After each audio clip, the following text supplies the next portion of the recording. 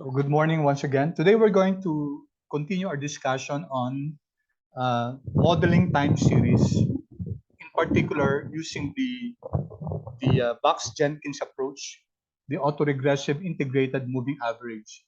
So we're going to model Apple stocks.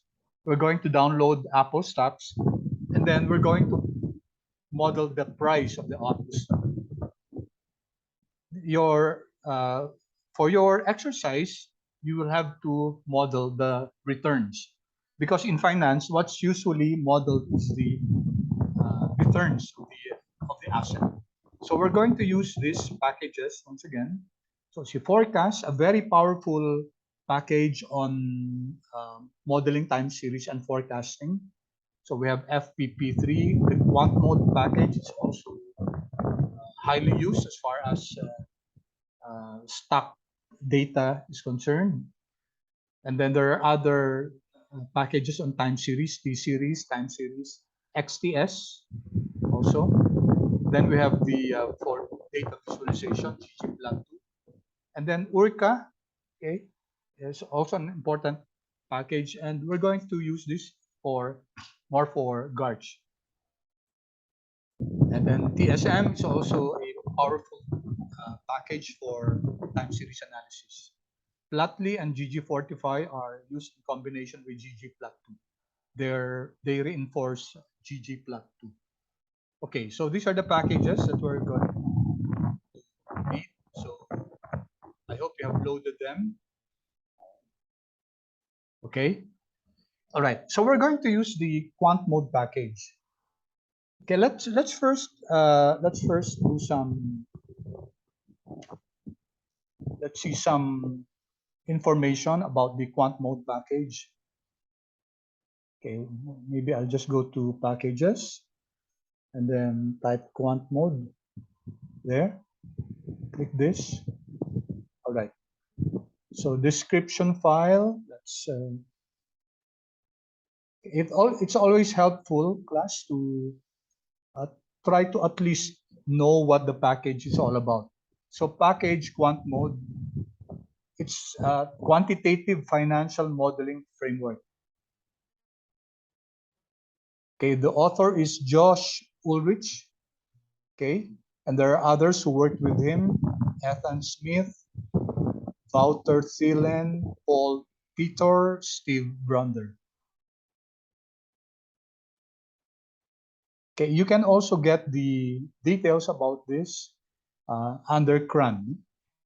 So, for example, let me go to the web. CRAN quant mode. Okay, CRAN package quant mode.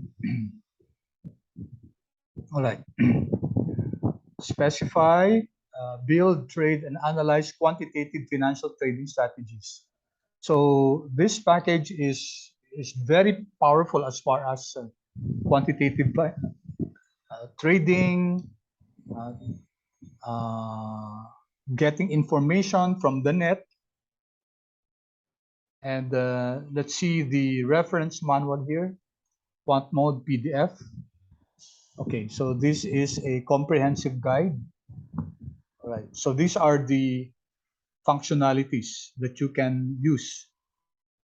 Add ROC, add RSI. These are used in technical analysis. Get option data, get model data, okay, HES, etc. So these are the numerous functionalities that you can use with this. And so, for example, here you have alphabetically arranged the different functions. For example, add ADX, add directional movement index, and you have here the syntax, and you have the explanation of the code, the syntax, and okay, and then sometimes they would give examples. So ito, may example dito, no? Okay. Add ADX, but I think you have to define kung ano yung pinapa-add mo. Okay, so among the so many, no? among the so many. So let's take a look at one. So let me show you letter G here, get symbols. Okay, this is one of the very popular function when you want to get stock price data from the internet. Let's see. Marami kasing get symbols, ano? Get symbols dot. Okay. Where's that page? Merong Wanda, no? So maraming functionality ng get symbols. Let's just use the basic get symbols. So AV Alpha Vantage. Okay, I think it's in.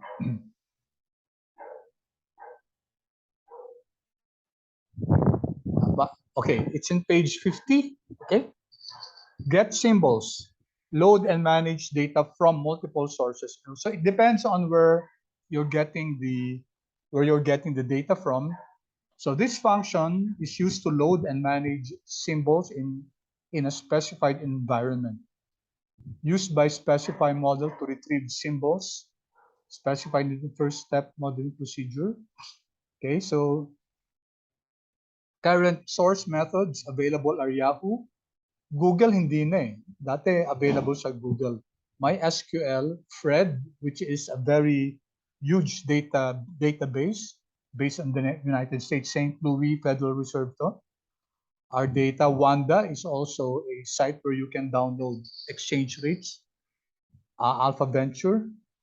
Okay, so ito yung syntax niya, no? Get symbols, and then you identify kung anong symbol, and then may ibang mga specifications. Some are really not important. Okay, ang default niya, source is Yahoo. So if you don't mention this, automatically magiging default niya na source is Yahoo. Okay, so these are the explanations. So that's what we're going to use in get symbols natin. Let me load our again. All right, so take a look at this. Dito, no? We're going to import Apple stock prices from Yahoo Finance using the quantum package. So the code is get symbols, and then you have here the lookup symbol, which is AAPL, and then we specify the date from is equal to, and 2 is equal to. Okay, the others we don't need to put kasi may default naman to, no? So if we run this, it will give us the Apple prices. So let's run this. Control Enter. Okay, so kikita ko dito may Apple na, no? And take a look. It's an XTS object. Okay, it's not a data frame. It's a different kind of object. XTS stands for Extensible Time Series. There was before, yung hindi pa na-develop masyado yung mga time series sa R, yung mga data on time series was usually carried as a data frame. So pag data frame kasi, so titingnan natin okay, no? Ito yung Apple natin, no? This is Apple. So it will give us the open, high, low, close, volume, and adjusted. So this was taken from Yahoo, no? If you notice the date, it's an index. Okay. Kasi pag data frame, ang index natin, 1, 2, 3, 4, 5. No? Yun ang nakalagay dito. Okay, tingnan natin to. Okay, wala na pala to. So, wala na itong mga to. Anyway, if I wala na rin yung ginamit natin last ano. Okay, so let me just use this. Okay, so if you notice yung extensible time series natin, yung index niya is the date. Now this makes it really very, very convenient to work on a time series where the index is the date. Kasi kung mas mahirap i-manipulate yung data, yung time series, if the date is itself a variable. Kunyari, andito yung date. So column siya mismo sa data. Mas mahirap siya i-manipulate, no, or gamitin. Unlike pag extensible time series or TS, no? Okay, it's a lot easier to manipulate it kasi yung time mismo is an index. It's indexed here. Okay? So you can see that the extensible time series has time as an index. All right. So now let's replace yung capital AAPL. Gawin na lang natin small AAPL para mas madali i-manage. No? Okay. So i-view natin. Okay. So we now have this AAPL. No particular reason, just for facility in naming the object. Kasi mahirap kung ika-capital pa natin tas i-name natin yung name ng object. All right. Then as usual, let's take a look at the structure. What's the structure of the data? Okay. Tingnan natin dito, no? So it's an XTS object. And it contains the following. Okay, yung numerical, tapos may mga character, index niya by objects of class, may time zone dito, UTC. So this is a time zone. What's the meaning of UTC? Nakalimutan. I forgot the name of UTC. But you can check that sa internet, guys. It's United yata to, no? Meaning of UTC in time. Okay. UTC stands for Universal time nga, tama. Universal time. Prior to 1972, the time was called. Oh, I see. Okay. Hindi ko alam to. Dati, ang alam ko si GMT. No? So before 1972, ito yung natutunan ko pa, GMT. But now, it is referred to as CUT or UTC. Oh, I see. Okay. Now I know. Okay, so if you're familiar, guys, with yung time zones natin. For example, in Philippines, Manila. Ano tayo? GMT, yun ang alam ko dati. No? GMT plus 8. So yung GMT, that's the Greenwich Meridian Time. Yun yung longitude na dumadaan sa London. Okay? London, that's kung titingnan yung globe, guys, yung if you draw a parang in imaginary line from the North Pole down to the South Pole passing by London, yun yung tinatawag natin ng GMT, or now it's called the UTC.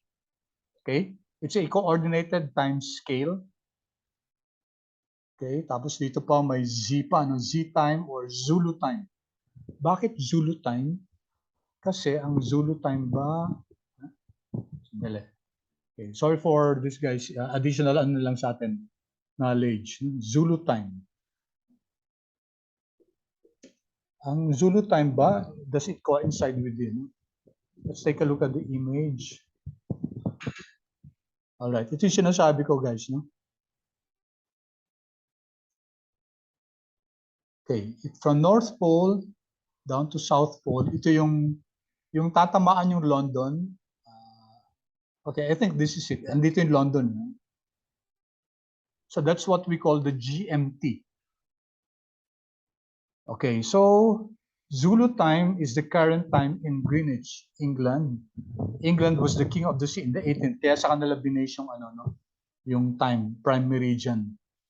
Alright, so Zulu time din siya. So ibig sabihin, tumatama sa Africa, Zulu time. Okay, sige. Buti na-clarify. I hope na-clarify din sa inyo, no? Okay, so sige, balik na tayo, guys. So si XTS, ang ginagamit niyang time zone is the UTC, which is just the GMT, Universal Time, ano yun? Universal Time Coordinated.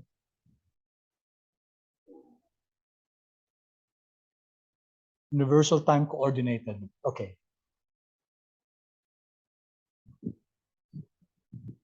All right. So Let's take a look at the class of the dataset. So yung class natin is, yan nga, no? XTS or zoo. Yung zoo pareho lang yan sa XTS. Extensible time series. I don't know why they called it zoo before, but it's the same as hindi ko maalala kung may particular may particular meaning. Okay, we can just check sa internet, no? Yung ibig sabihin ng zoo sa R time series. Okay, and then so where are we now? Okay. So what we're going to do now is ang kailangan lang natin yung yung adjusted okay, dito ang gagamitin natin 6. Wait, let me check. 1 2 3 4 4 5 6. Hindi, gamitin natin guys yung adjusted price. Usually pag minomodel natin yung prices, we either use the closing or we use the adjusted. Pero from what I see, mas ginagamit yung adjusted. Mas ginagamit yung adjusted price. So adjusted price, it already includes any adjustment for stock splits, for dividends, etc. So that will be the 6th column. Extract only this is the adjusted, sorry. Okay, bago na lang. Adjusted prices. So we create Apple. So papalitan natin yung object na Apple natin. Okay? And we only subset the 6th column. Okay? So if we run this and check our Apple, so adjusted na siya. No? So we now have an object, AAPL, which consists only of one column. Okay, hindi na natin sinama yung iba kasi hindi na naman natin gagamitin siya, no? So just to simplify our data. Okay? All right. Then si AAPL natin kasi mahaba yung pangalan niya, no? AAPL.adjusted. Palitan lang natin yung column name niya.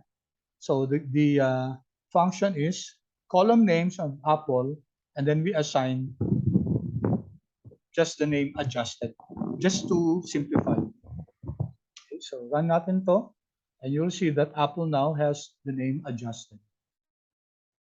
Okay, let me pause for a while and allow you to run the codes and look at the code yourself. And if you're okay so far, if clear sa inyo yung up to row 49, yung code natin, paki-chat na lang please. Okay, thank you. You clear? Good. So I'm not rushing it, guys, kasi I really want us to really understand. Last session natin to sa ARIMA. So tomorrow we're going to start with GARCH, no? Which is an extension of ARIMA. And I'll show you later on kung bakit kailangan natin ng GARCH. Okay, how about the rest?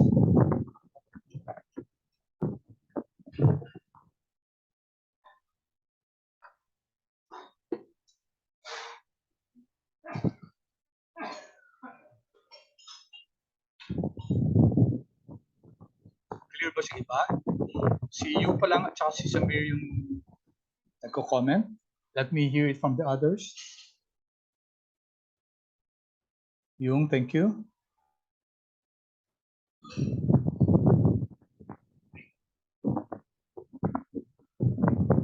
Okay, Mariel, thank you. Okay, Willie, thank you. Okay, so thank you for your feedback. All right, so quick review. We now have this object, AAPL. It's an extensible time series. Okay, and then we only have one column, the adjusted. So this is the data that we're going to model. Okay. All right, so as usual, we have to plot the data. So we have learned how to use different ways to plot it. Yung pinakasimple, plot lang, di ba? Yung pinakasimple is just to plot, example plot, AAPL. We can already see here. Okay, hindi kasya dito. Me first.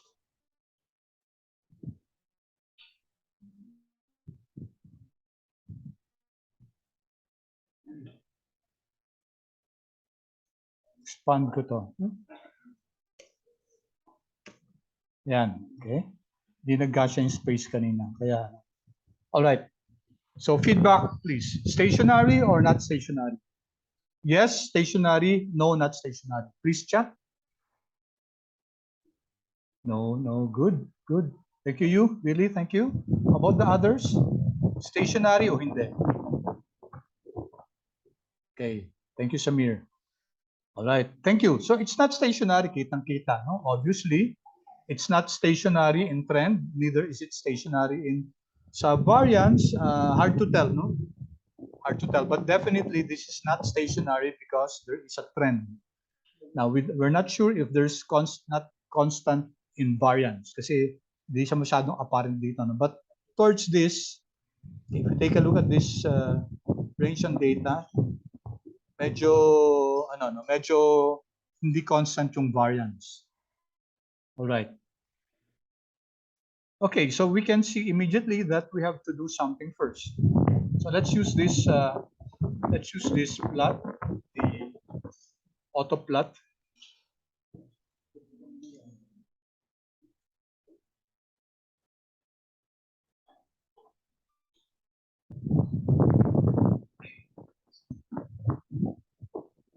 Which gives a better quality output.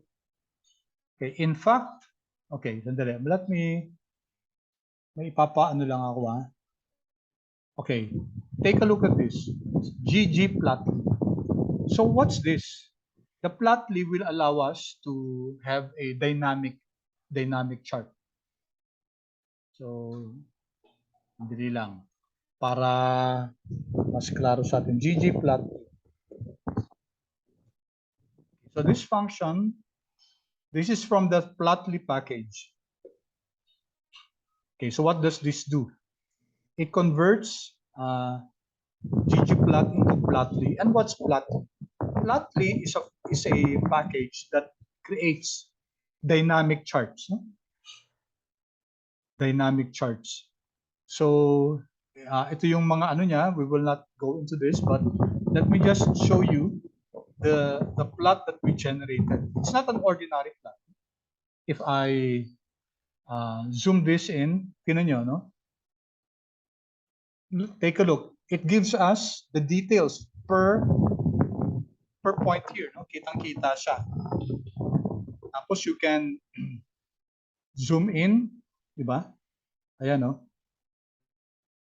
For example, if I highlight this,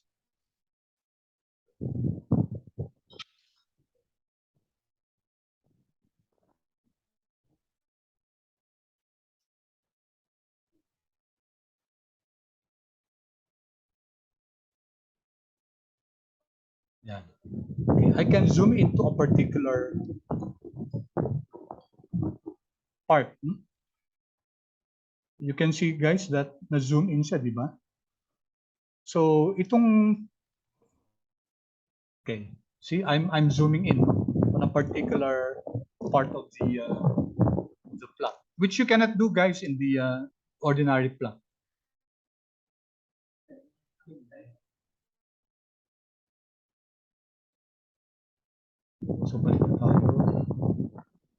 So I went back to the original data.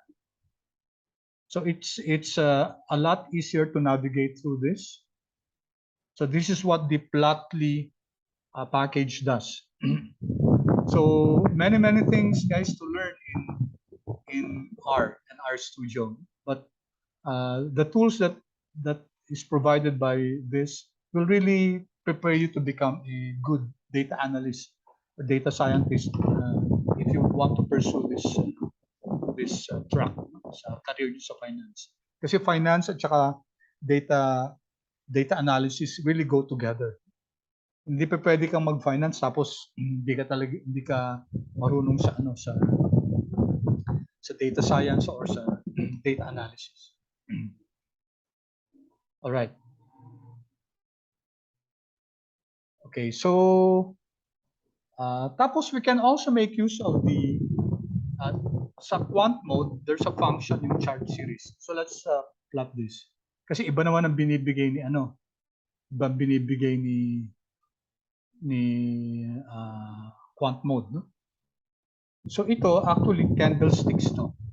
Di lang natin masyado makita kasi mahaba yung range natin from 2008 to 2021, no? At 2014 up to 2021.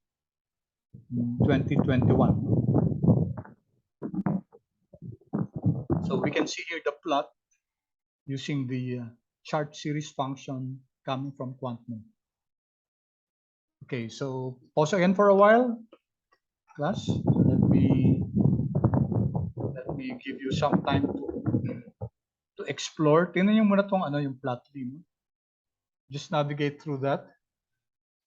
I'll give you a few seconds to see what the Plotly package can do.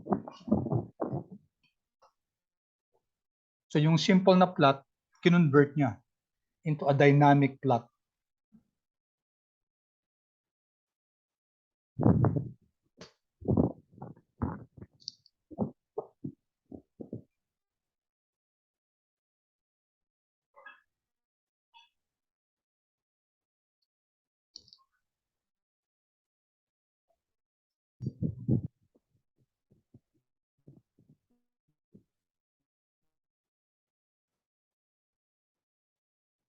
Okay, any questions so far? Clear ba so far yung discussion natin? Up to this point, yung chart series is from the quant mode package. Nilagay natin para alam niyo. No?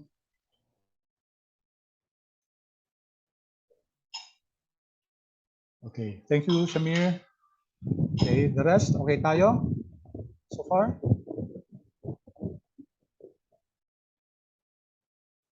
Okay, good. All right. So I asked this question a while ago, di ba? Is the Apple closing price stationary? And you answered it no. It has a trend. It's increasing over time. As we know, pag stationary, walang trend yan. Walang seasonality.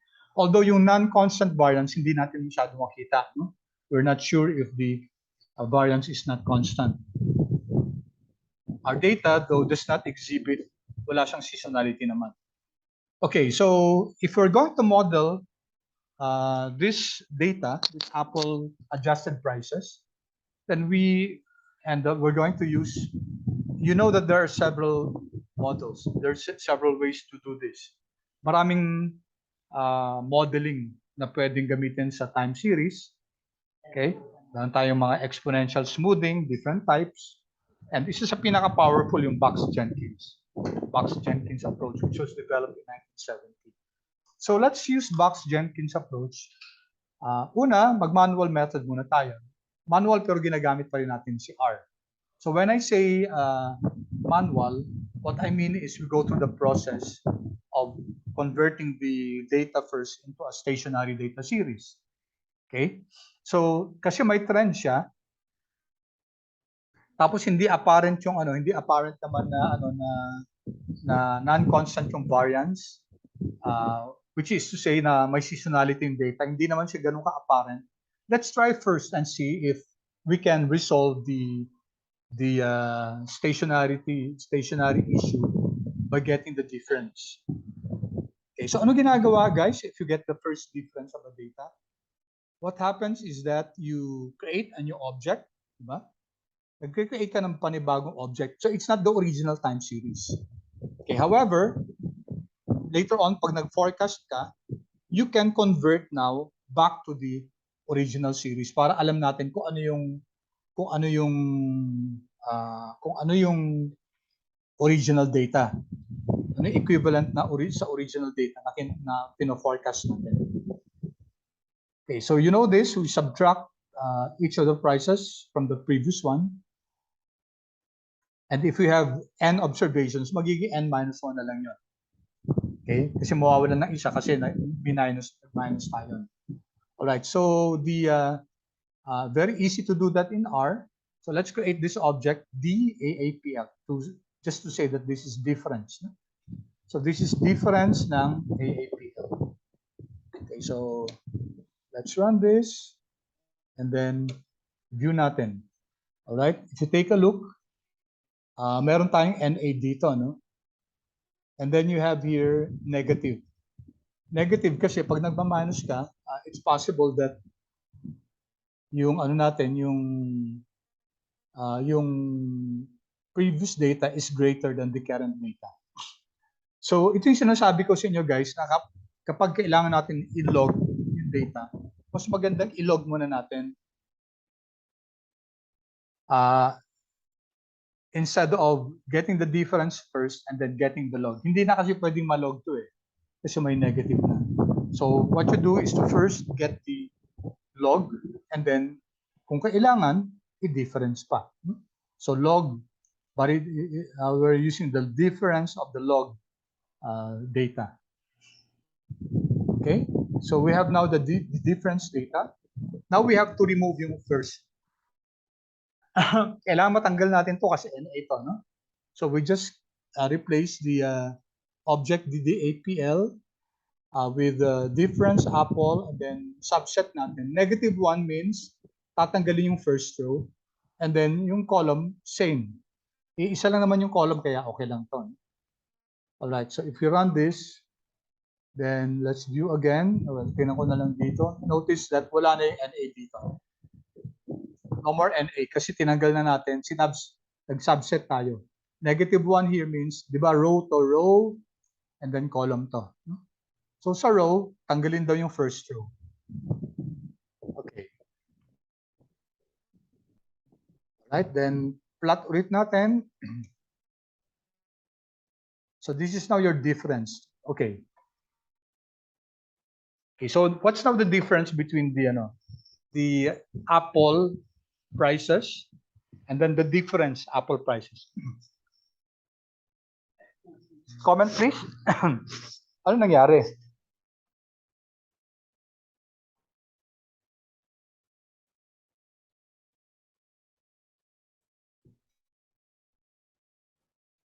Anyone would like to comment?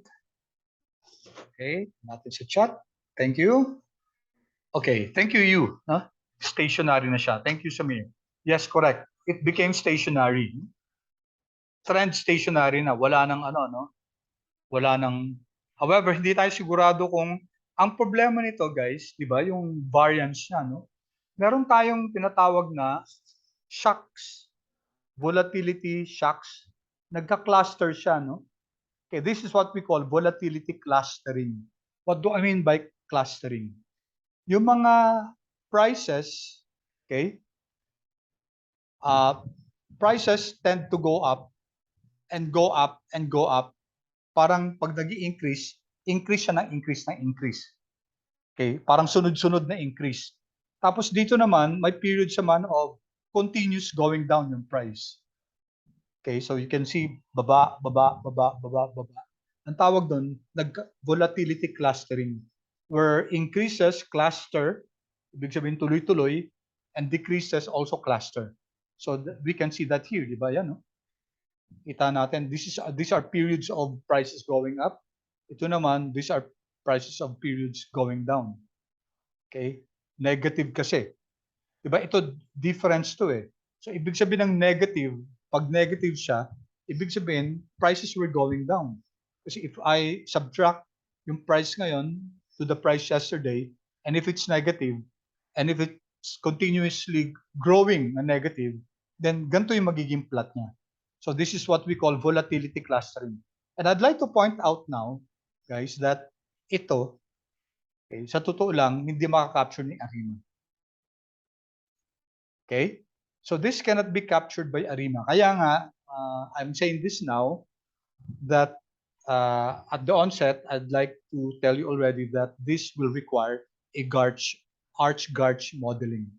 Kasi hindi na kaya ng ARIMA i-model to. Okay? Hindi na makaka-capture itong mga volatility clustering na to. And that's usually, ganyan talaga yung mga stock prices and returns of the stock prices. No? Ganyan yung returns. Okay, so let's describe the plot. Sabi natin, na-detrend na siya, no? Nawala na yung nawala na yung trending. The series appears to be stationary now. Although, as I said, may volatility clustering tayo, may volatility shocks in some areas. Siguro pag sinama natin, class, yung 2008, no? Nagkaroon ng global financial crisis, makikita nyo doon na grabe doon yung volatility clustering kasi bagsak talaga yung mga prices doon. Okay, it would be interesting for you to try to see that, no? So anyway, babaguhin nyo lang naman yung date nito, no? Gagawin nyo lang, kunyari, gawin yung 2008, January 1. Okay, instead of 2014, January 1. And run again the model and you'll see ano yung plot kung kasama yung 2008 na data. Okay? Okay. Kung hindi pa stationary yung time series natin, other transformation might be needed, no? Okay, so this is just a hypothetical question. What if, which we already answered before actually, no? What if, since sa mga prices, ang mga stocks, ang kinukuha niyan usually yung log returns, no? We usually sa finance, hindi natin minomodel yung prices. But that's not to say that we don't model prices. There are some studies that do model prices. Okay? Pero kadalasan ang tinitingnan yung returns, yung usually yung log returns. So let's first take the log. Tingnan natin kung ano mangyari kung log yung kinuha natin. So I'm just creating this object called aapl and then get the log of apple. Okay, i-view natin to. Okay, so we now have yung notice yung values bumababa talaga. Okay? Dati kasi yung sa original 17, and this is more apparent guys pag malaki yung values, kunyari pag millions. Okay, kaya nga usually kunyari if you're dealing with population, if you're dealing with GDP, GNP, where the values are quite big, then usually get log para nasa scale down siya. Okay, so going back here, if we plot this, ano mangyayari sa plot? Okay. Ano nangyari nung linog natin? Well, parang naging constant, medyo constant yung variance.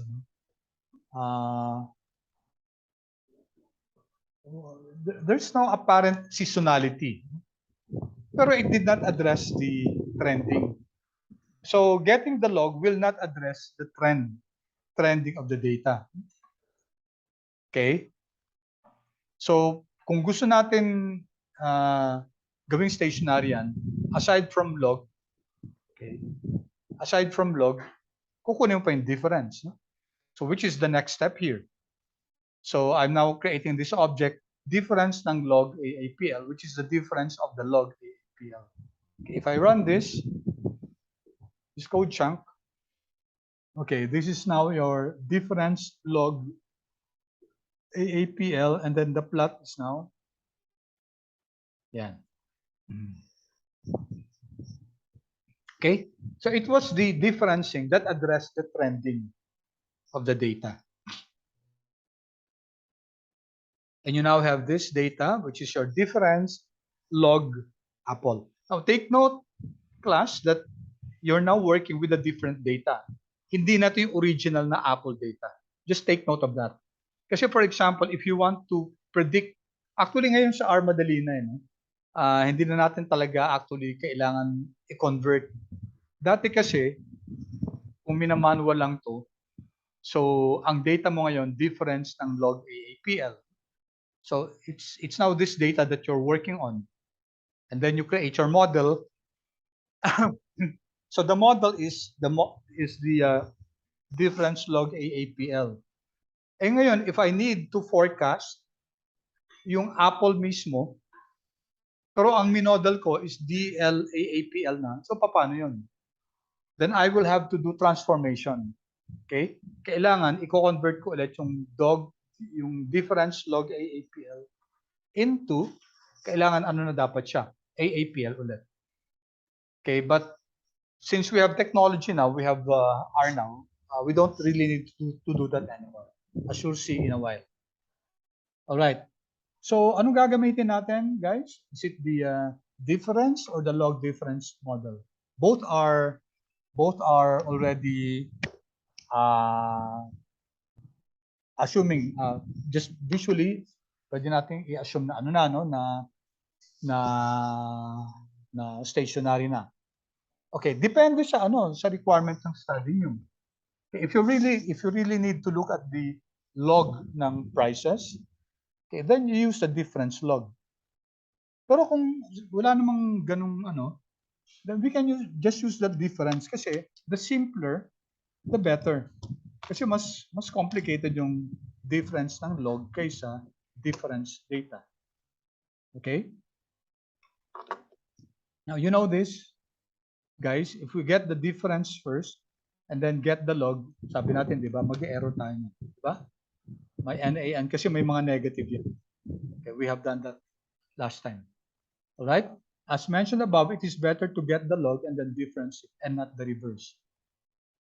Okay, and then I gave you some information about how to linearize your variables. So let's just use, for this example, let's just use the difference data. But we said that it's already, the data is already stationary. But last time I mentioned to you na may mga test. No? Dito nag-include ako ng test kasi nagka-issue tayo last time dun sa air passengers na ginamitan natin ng ADF test. Okay, may kasi may nuances tong yung ADF test, yung augmented liquid fuller test sa package at time series. What it's ang hypothesis niya is actually ang hypothesis nito is time series has a unit root. Okay. All right. Let me say loosely, also known as not stationary. Okay, let me explain. Kaya ang tinetest nitong yung augmented liquid fuller test from the T-series package is that the time series has a unit root. Now, loosely speaking, pag sinabi mong has a unit root, it means it's not stationary. But there are instances when hindi siya equivalent. No? Katulad ng nangyari dun sa air passengers. Okay, but we will not go into the nitty-gritty details of that. So there are instances na yung pag sinabing unit root, not necessarily is it equivalent to not stationary? Okay. Now in this case, tingnan natin. No? So let's use the ADF test from the T-series package and then try to see if yung original data natin, yung aapl, is it stationary or not? Okay, dito, it tells us the p-value is 0.99. Okay, so what do we do with the hypothesis that it has a unit root? Or aka, it is not stationary. Okay, we fail to reject. Since the p-value is much greater than 0.05, then we reject the null hypothesis that the time series aapl is not stationary. No? Fail to reject natin. Hindi natin ma-reject. No? So there's no statistical reason to believe that the data aapl is stationary. Hindi siya stationary. Okay, now let's try yung difference aapl. Okay, take a look now. P-value is 0.01. Therefore, we reject the null hypothesis that the aapl has a unit root or that it's not stationary. Okay? Reject natin yung yung hypothesis na yan na hindi stationary si difference, no? aapl. And just to add, mag-add lang tayo tingnan natin yung kaninang ginawa natin. Control C.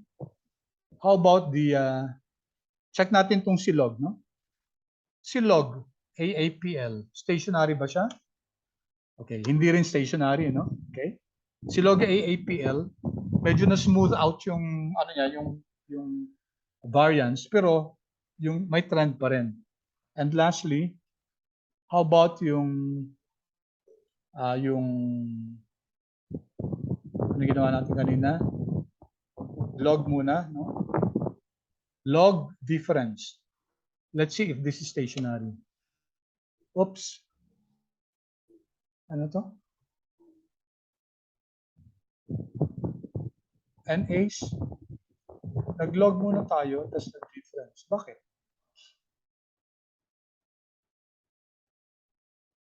Wait, ha? So this is the log, di ba? May log tayo. Tapos, rinan ba natin yung ano? Did we run dlog aapl? Meron naman. Okay. Meron, no? dlog aapl. Run ko ulit. Okay, why? May NAs daw. Wala naman NAs dito eh. Kasi meron pang ano, yung una, no? Okay, sorry about that. Yung una may NA pa. So since we run that, okay, balikan ko lang yung DAAPL, no?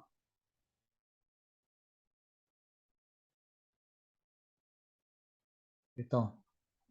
So let me just dlog aapl is dlog aapl, bracket natin.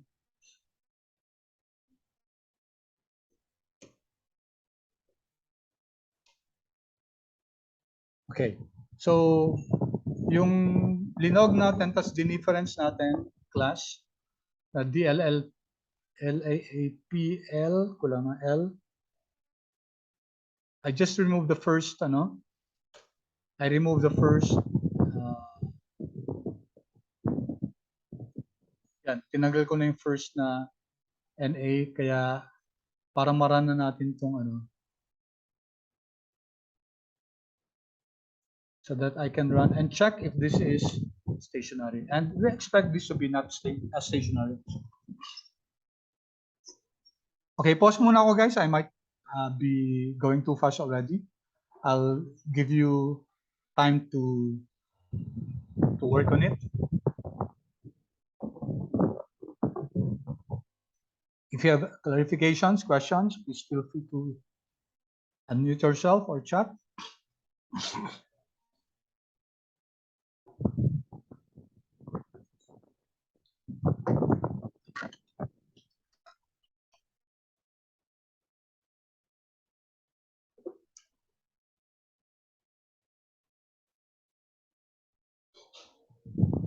Thank you.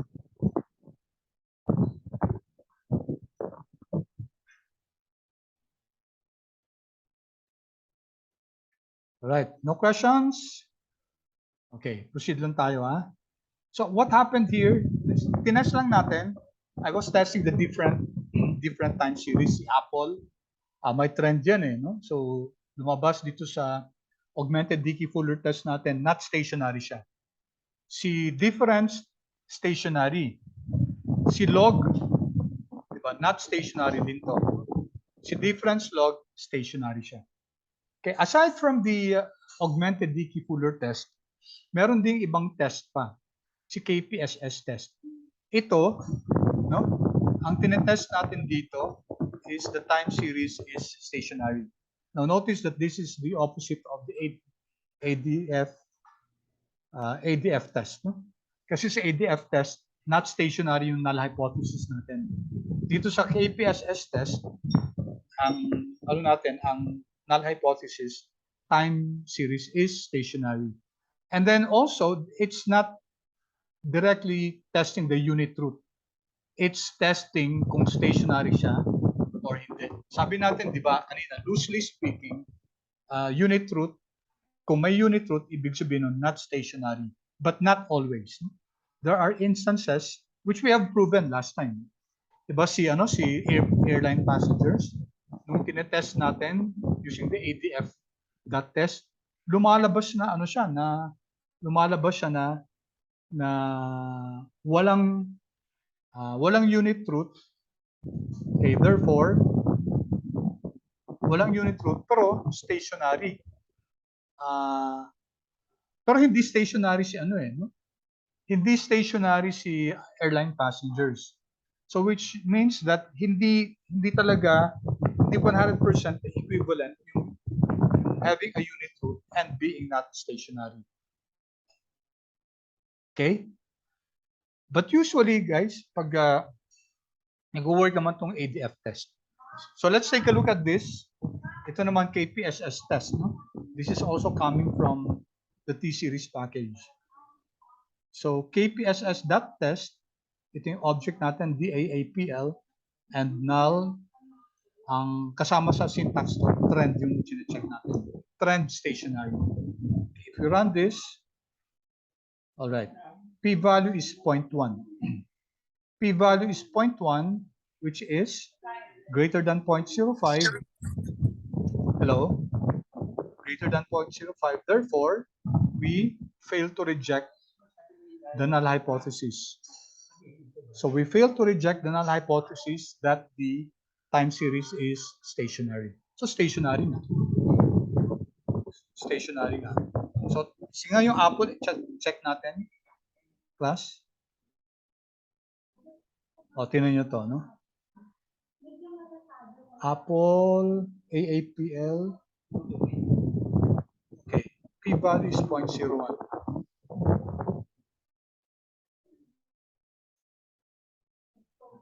Okay, ito na naman yung problem. Kasi parang hindi stable itong mga test na to eh. Ba't ko nga ulit? Did I run this already? Oh? Ay, wait. Dali ah. So si difference AAPL. Okay. Alright, tama pa lang. Sorry guys. My mistake. No? So 0.1 yung p-value. Therefore, we fail to reject the null hypothesis. Hindi natin ma-reject yung null hypothesis na stationary si DAAPL. So tama, no? Kasi stationary si DAAPL. Pero si Apple, okay, if I run this, okay, 0.01. So we reject the null hypothesis that the time series is stationary. Okay, sorry, I got confused. So the KPSS test works. No? If you try this, yung KPSS test dun sa AP, it will work. Hindi ko lang nasama to last time. Okay, so there are different ways to test stationary data natin. Tapos may isa pa. Ito mas powerful, si URCA. Okay, so URCA, from the URCA package, you have the unit root that data frame, okay, that DF. So the null hypothesis is time series is not stationary. Okay, so you can check yung syntax nito, yung ur.pf, but we'll not do that anymore. And then generate the output. Ito mas comprehensive to. Okay. So di ba mas comprehensive yung yung output, but what we're interested in is this one. Ito. Yan. Okay, so it's less than 0.05. And ano yung test na to? Not stationary. Therefore, we reject the null hypothesis that difference AAPL is not stationary. Stationary si AAPL. Contrast that with AAPL. So si AAPL lang, if I run this, then what do we get? Okay, we get this p-value. Okay, 0.00. So this is less than point.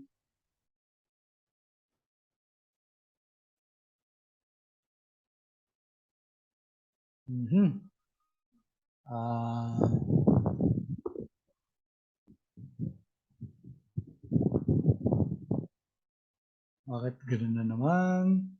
Problema na naman ako sa p-value is 0.003, which means we reject the null hypothesis that the data is not stationary. So si Apple lumalabas sa stationary? Di yata.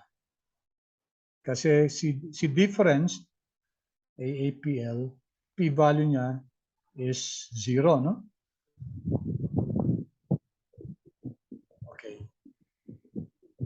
Check ko lang guys ha.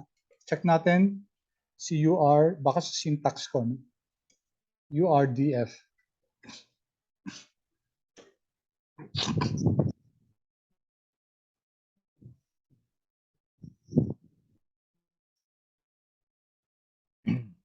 Okay.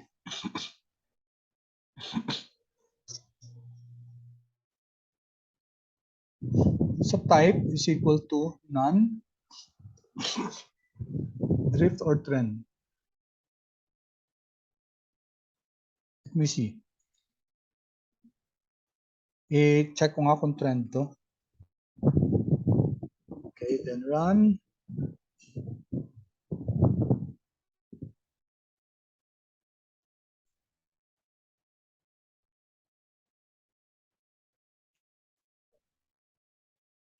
So log 1. Okay, may mga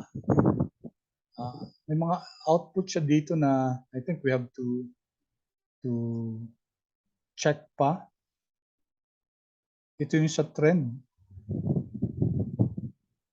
Okay, let's compare this with the Apple mismo.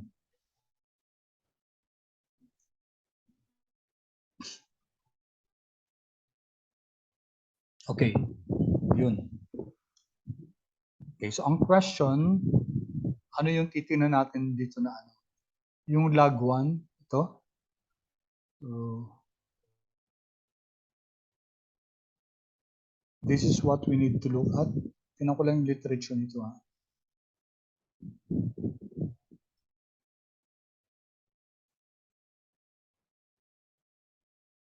Log is equal to the type is equal to trend.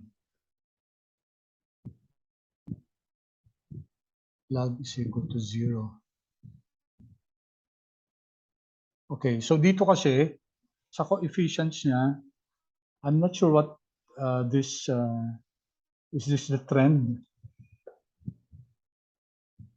Okay. We will need guys to learn more about yung binibigay na output ni Urka. No? So, ang lesson dito, class, usually pag nakaka-discover ako ng panibagong code, hindi naman panibago, additional code to test a particular hypothesis. Minsan, hindi mo kagad makukuha no? Sa isang sitting yung output na binigay. No? So, you'll have to dig deeper. Okay? And one way to dig deeper is, for example, kunyari, tinan natin to ha. I-copy natin tong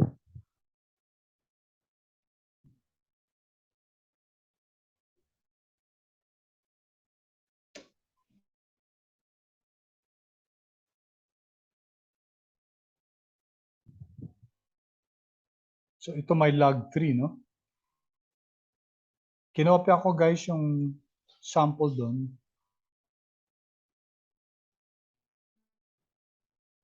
Okay, pero ito yung mga p-values niya. Trend, log 1, log 2, log 3. So ang tanong sa atin, ano yung titingnan natin dito na output for Apple, no? So it's either this one, okay? Yung log 1 or this one. I think this is the trend. Either or, guys, this tells us that we fail to reject the null hypothesis that Apple is not stationary. Okay? If I run the difference here, if I run this, okay, we can see here that ito, no? Okay. I think this is ito yung log 1. Yung log 1 yung titingnan natin. So this tells us that the p-value is less than 0.05. Therefore, we reject the null hypothesis that the difference AAPL is not stationary. Let's check the others. Tignan natin si log. Alam natin si log not stationary yan. If I run this, okay. Ganun din ano? log with the p-value greater than 0.05. So we fail to reject the null hypothesis that the log of AAPL is not stationary. Okay? So ang tinitingnan natin dito guys yung yung log 1 na to, yung p-value niya, and check whether a particular series is stationary or not. Okay, sige, pause muna ako guys. And ask if you have any questions. You don't have to really, at the moment, learn yung mga specifics at all. Yung mga tau, phi, at saka phi2, phi3. Medyo mas advanced na yan, na pag-check ng stationary.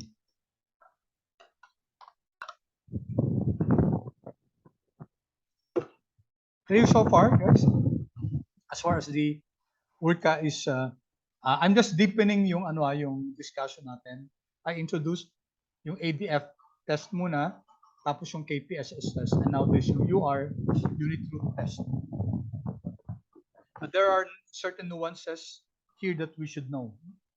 And for purposes of simplicity, just take a look at the z.log1 and use the type is equal to trend. Okay, so all right. Sige, let's continue. So paano natin so stationary na siya, no? So ang last step will be to determine kung anong model, kung anong ARIMA model yung gagamitin. And tingnan muna natin yung ACF at saka PACF. Let's inspect the ACF and the PACF because we were doing this manually.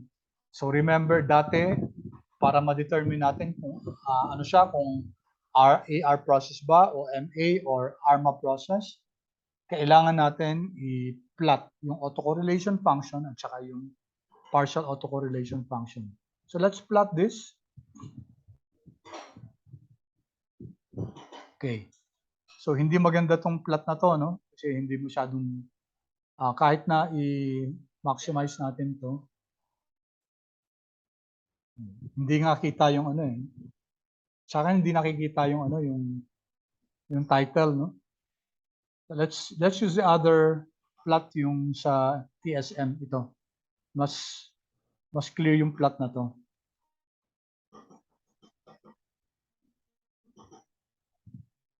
Okay. All right. So we can see here that based on PACF muna, may mga significant spikes, no? May mga significant spikes at certain lags. So this indicates that this could be this might be an AR process. AR process siya. Tapos dito naman sa PACF, may mga significant lags na parang parang slow decay din. It looks like a slow decay na parang significant lag siya na parang hindi. So it's really not clear. So as I said last time, class before, it was really so difficult to model kasi mag-aano ko muna, ano kaya to AR. Usually sinusubukan mo na yung pinaka simple, AR1 muna kunyari. Tapos AR2 o AR11. Okay. By the way, this is a difference data, no? So sa ARIMA to, no? ARIMA 110. Yung 1 doon sa gitna, di ba, difference siya. Since we're using difference data, okay, kaya sa ARIMA natin, yung nasa gitna niya is 1. Alright, so we will not go there, guys. We will not fit a model iteratively. What we're going to do is we're going to make use of the auto.arima function para si R na mismo maghanap para sa atin. So after plotting the ACF and PACF, try various models and compare their AICs. And this is a very tedious and time-consuming. Kasi subukan mo AR1, MA1, ARMA 11, AR2, etc. No? So we can use what we used before, the auto.arima function. Okay. Now, pag ginagamit natin yung auto.arima, may two options tayo dito. Number one, i-auto.arima natin yung original data natin. So, ibig sabihin, siya na bahala magsasabi kung kailangan ba i-differential o hindi.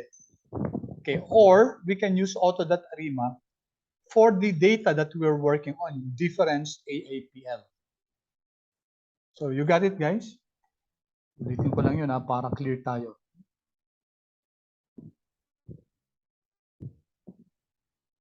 So, as I was saying, pwede nating i-auto.arima, ito, auto.arima natin. Ang imo-model natin yung original data, si AAPL. Ibig sabihin, it's as if hindi natin siya dinifference. No? Yung original data, si AAPL. Kasi si R na mismo ang maghahanap kung kailangan ng difference. Okay? Or, pwede rin yung dinifference na natin. So that's the AAPL.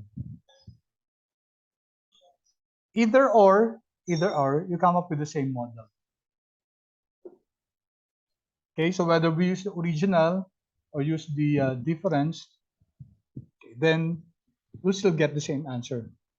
Example, siguro sasabihin nito, mag-difference ka ng 3 beses. Ibig sabihin, di-difference ka pa 3 times. Dito, ang sasabihin lang niya, mag-difference ka ng 2 times na lang.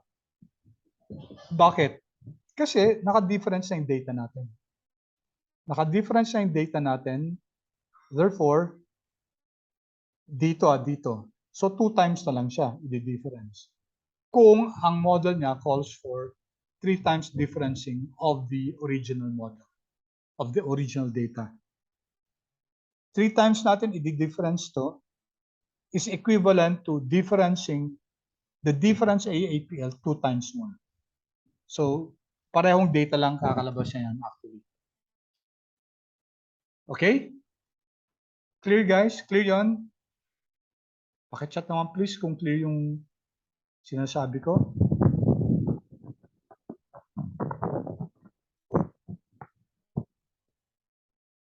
Okay.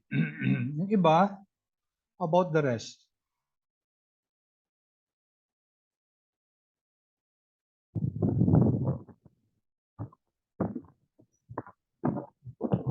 Feedback from the rest, please.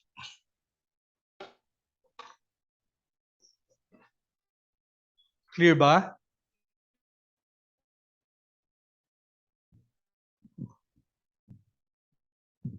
Okay, thank you. Thank you, Samir. Thank you, Mariel. I hope the others are able to follow.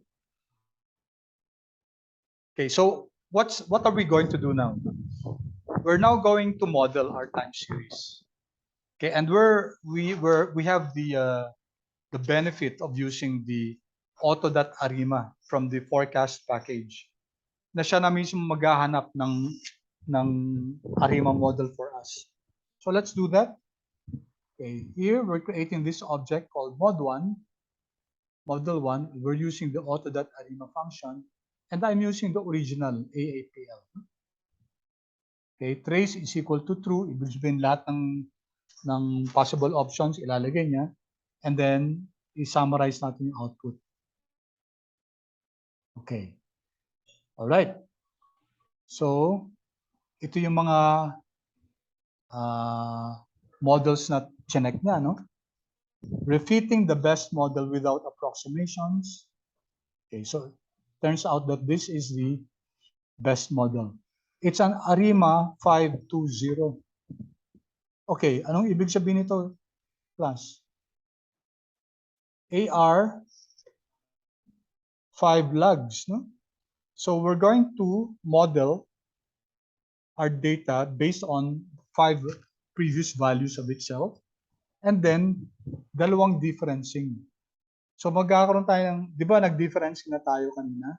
Magdi-differencing pa ulit tayo, isa pa raw.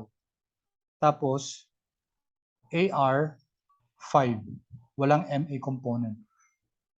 Okay, so kanina, di ba sa PACF, kita natin, sabi natin, mukhang may AR component to. Pero yung sa MA, hindi sure, no? Hindi siya that clear. Kasi parang slow decay siya, na parang mga significant spikes.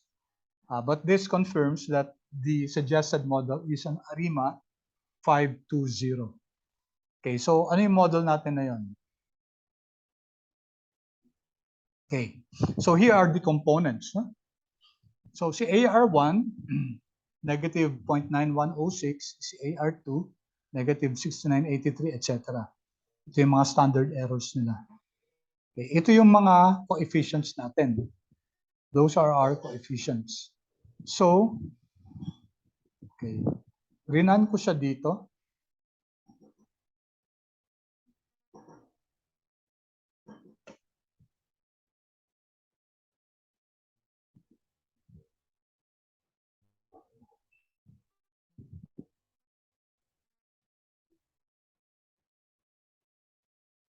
Okay.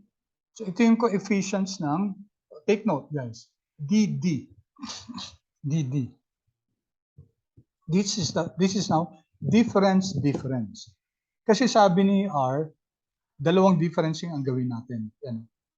Integrated to the order of 2. So dalawang differencing yan. So in other words, yung data natin, class, yung DAAPL natin, DAAPL, kukunin pa natin ng isang differencing. Difference DAAPL. So yan ay magiging data natin. Oops. Mali. Okay, wait. Ako. Nag-double differencing ako. Ibabalik ko to Dali. DAAPL is difference AAPL. Okay, kasi gagamitin pa natin si DAAPL sa babae. So pinalitan ko siya ng double differencing. Dapat double din ginamit ko sa kanya. Okay? So nagkaroon ng ano to, ng negative ng NA, kaya tatanggalin ko. Control C, Control V, DAAPL. Tanggalin ko yung NA. Yan. Para mabalik lang sa original na ano.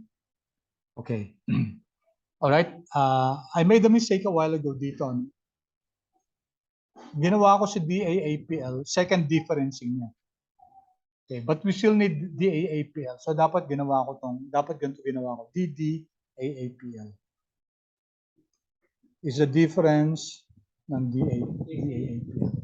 Okay, so that's the second differencing na, no? Kasi difference na to plus another differencing.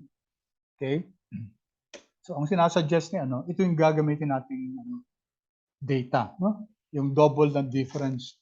And then yung double na difference na yun, 5 lags yung past values natin. So that's why we have here. Okay, kaya if you take a look, guys, ang ginagamit natin, ang minomodel natin is double difference, no? Well, the double difference, hindi yun ang ibig sabihin ng DD, ano lang natin to, yung ginamit lang natin na name. Difference, apple. At time t is equal to negative 909.910. Saan nanggaling yan? Dito. Yan. Ito yung mga components natin.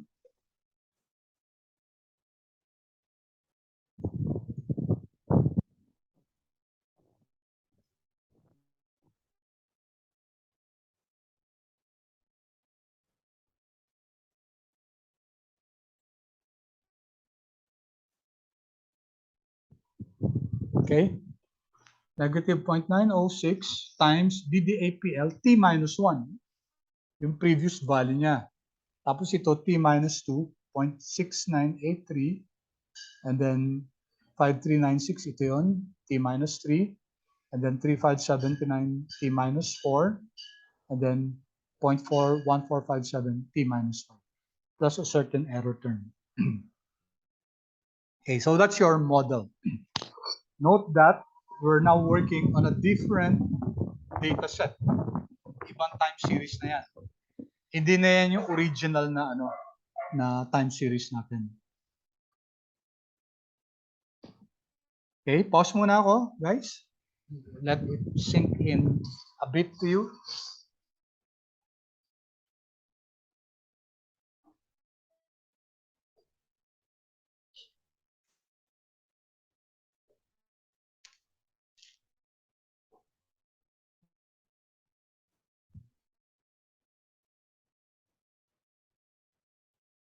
Later this afternoon, guys, I'm going to post already the requirements for your quiz number 2 natin. Actually, ito lang yun no? So, can just follow the format. Of course, dapat may mga explanations kayo, no? Okay, any questions with this model, guys?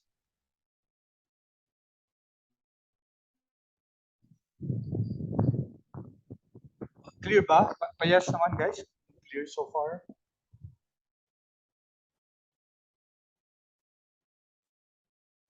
Okay, thank you, Samir. How about the others?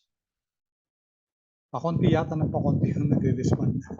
Okay, thank you, Mariel. You don't be ashamed, guys, to ask questions kasi baka hindi maganda yung pagka-explain ko. Please feel free to ask questions. Okay. So, tatatlo lang ba? Yung, thank you. You, thank you. Mariel, thank you. Samir. Okay, so far, apat lang. Yung, how about the others? Sana maka 100% ano tayo? Confirmation. Jeff, thank you. Okay, Willie, thank you. All right. Sige, let's continue. Now, hypothetical question. Kasi 'di ba nag-difference tayo ng ng apple kanina, no? And we found out that difference apple is stationary. So why don't we use that? Let's see. Let's create an auto.arima model using the difference apple. I'll call it mod 1A, and then summarize natin. Okay, so what's the result? Okay, take a look at this. The best model is ARIMA 510 for the difference AAPL. So is this the same? Yes. Bakit? Kasi may sabi pa dito na mag-difference ka pa ng isa. Difference data na yun, di ba? Kung yung difference data, nag-difference pa tayo, then 2 times tayo dalawa yung order natin ng differencing. And then we have this ARIMA 5. Okay? And then these are the coefficients which are practically the same. 3579, whatever ba? 351457. Yeah, the same. Exactly the same. Okay? So it didn't matter, guys, kung tutuusin, hindi na tayo kailangan mag-manual na mag-difference na tayo to convert our data, to check our data. Kung may trend siya, mag-difference tayo. Kasi dito mismo sa auto.arima, from the original data, pwede na natin i-run kagad. And then siya na magsasabi kung ilang differencing kailangan. And then kung anong AR component or anong MA component. Okay? So, sige, pause muna ako, guys. And then ask again question kung clear so far.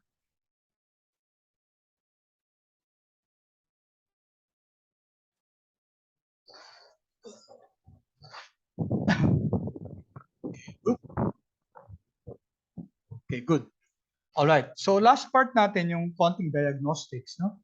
Okay, so let's would you want to have a break, guys? Kasi konti na lang naman yung last part natin. We will not begin with guards now. We will not begin with guards now. So I would that you watch the video and then tingnan nyo yung file nun. We'll do that tomorrow kasi mabibitin lang tayo. Okay, so let's have a break. 10 minute break. Okay na yun, guys? It's for you to refresh a bit. Tapos for those who are trying to catch up, try to catch up with the codes that we have run. Will 10-minute break be okay?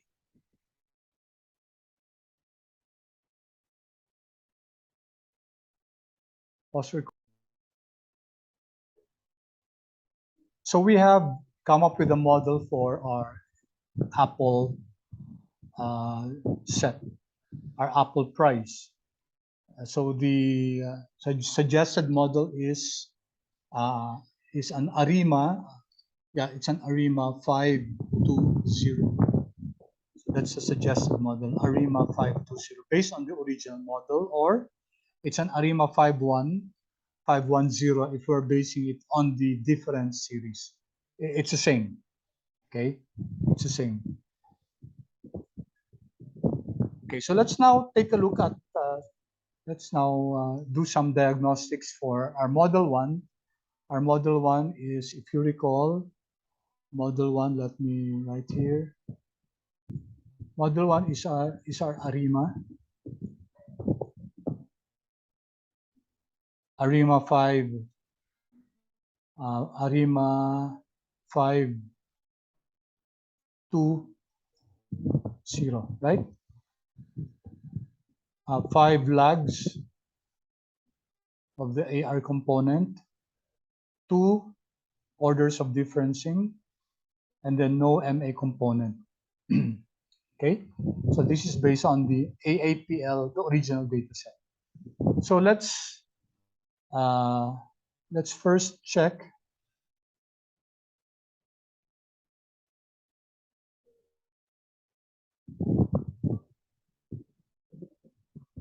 Okay, ano ba yung makikita natin sa mod 1? What are the objects we can find in mod 1? Okay, so we can find the coefficients, AIC, etc. And we can find the residuals. So we're interested in the residuals. We'd like to know how our error term behaves. So let's plot from mod 1 the residuals. Let's plot this. Okay.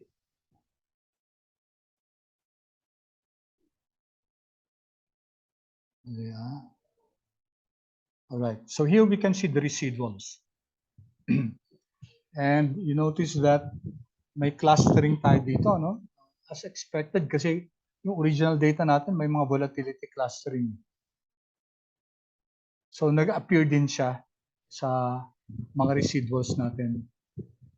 Okay, you can also use, this is another way to plot your residuals. Let's create this object called res, and it's the residuals of module 1. Let's run this, and then let me view res.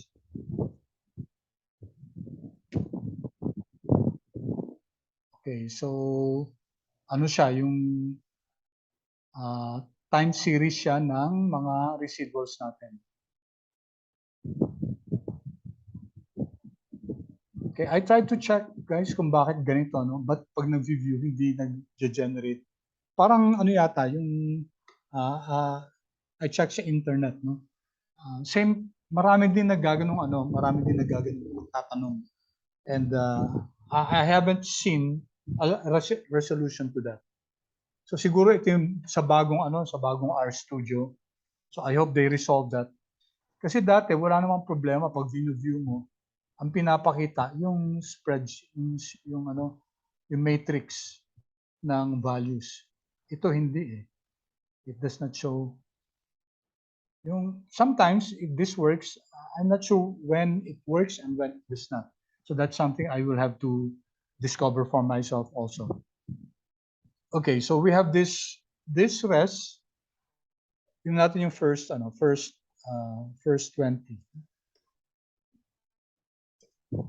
Okay. So ito yung first 20 values niya, no? Yung mga errors to.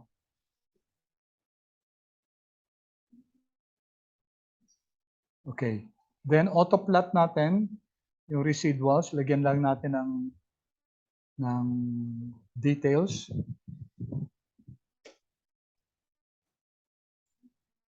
Okay, so this is the plot of our residuals. You can see, may mga volatility clustering talaga. Okay, dito. Clustering here, some here, nung hindi nakalagay yung kung anong date. Okay, you can plot even the histogram of the residuals. Tingnan natin kung normally distributed to.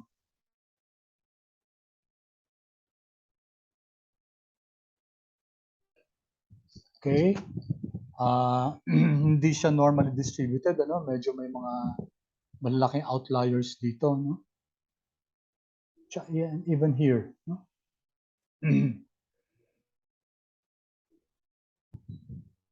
Okay, so hindi from visually, mukhang hindi normally distributed yung residuals natin. Okay, so you can use this, yung check residuals. Let me check, hindi ko nalagay kung saan package galing. Check residuals. Okay, so this is also from the forecast package that we just identified. Forecast package, check residuals. Check that residuals from a time series model. Check that residuals from a time series model look like white noise. Naalala niyo yung white noise natin, no? Yung white noise natin, walang trend, walang seasonality. Tapos, when we drew the ACF and the PACF, diba hindi siya lumalampas dun sa bands. No? So this is a time plot of the residuals, the corresponding ACF and the histogram. So, sabay-sabay, no?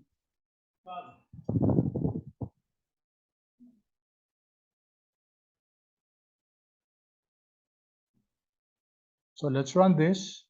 One plot. This is a nice plot kasi ando doon na lahat pinagsama-sama na lahat, no?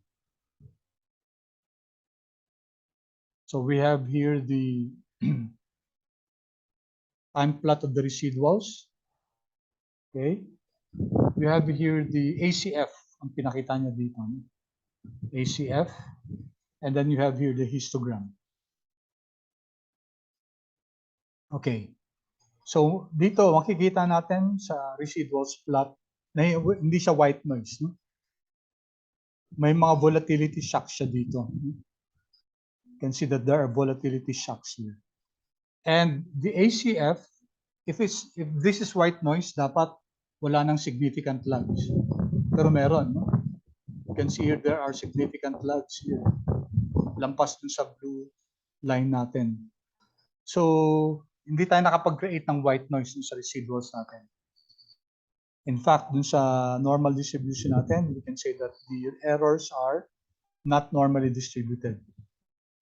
Okay, so this is the weakness of our model, yung ARIMA model natin, ARIMA 5.2. But that's the best ARIMA model that we can come up with. Okay, so yun na yun. If we're looking at ARIMA, that's the model already. It's an ARIMA 5.2.0. Okay, for your and we created the equation a while ago. Take note, yung 2 doon, ibig sabihin dalawang differencing. So dapat yung data natin, it's not anymore yung apple, but we're modeling actually yung difference ng apple. Okay. So this is the result of this is the plot for the residuals of our model. Okay, now let's go to forecast.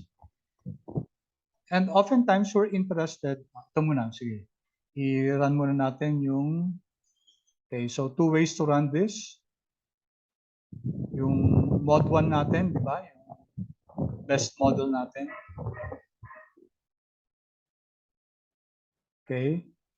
Or we can use this, yung autocorrelation from TSM package, which is what I like really.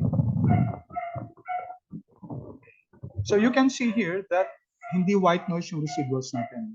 Ideally dapat yung residuals white noise siya. Ibig sabihin, wala na tayong mamomodel. Ito, no, merong significant lags. And our ARIMA model, which is the best model that we can come up with for ARIMA, did not result into a white noise. So, may hindi talaga siya makapture. May mga significant lags pa rin yung correlation natin, autocorrelation natin. Okay, so how do we now predict? How do we now predict? We can make use of the predict function.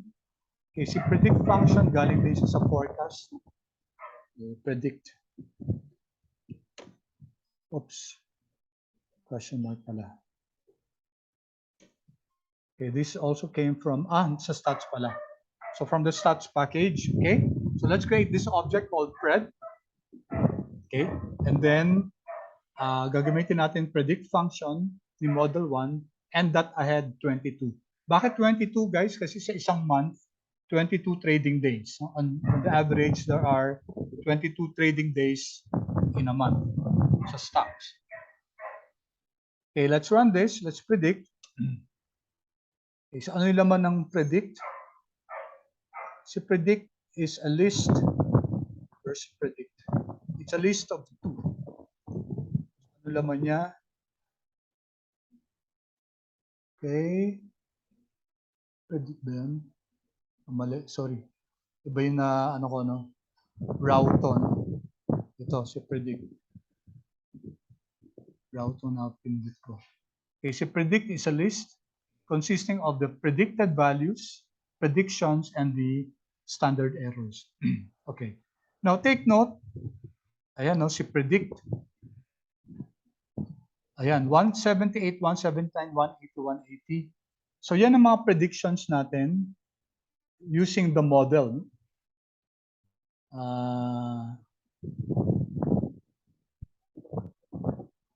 So, let me see.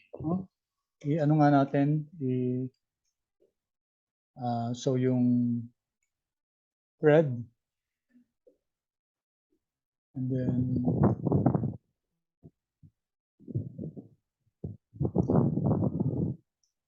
ano yung names ng ano? So, meron siyang pred at saka SE. So, ipiprint ko yung sa predict na object, yung predict na, okay, ito yung predict na object, may laman siya, pred, which consists of the predicted values. If I run that, okay. So, these are now the predicted values for the next 22 days.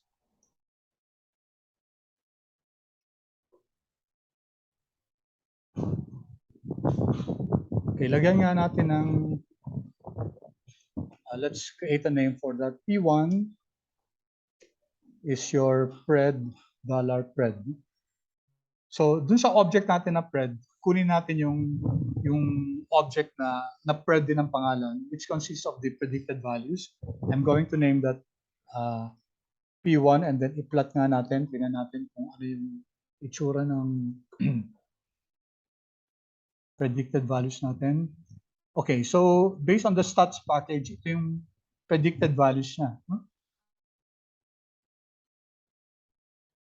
Okay, tingnan nga natin ulit yung plot.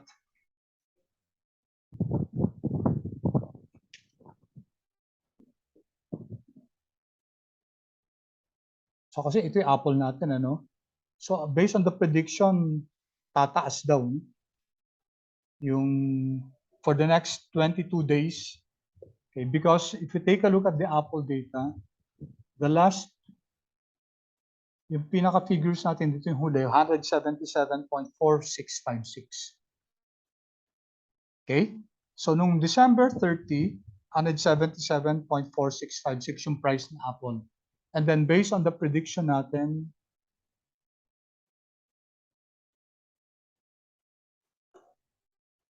okay, ito yung mga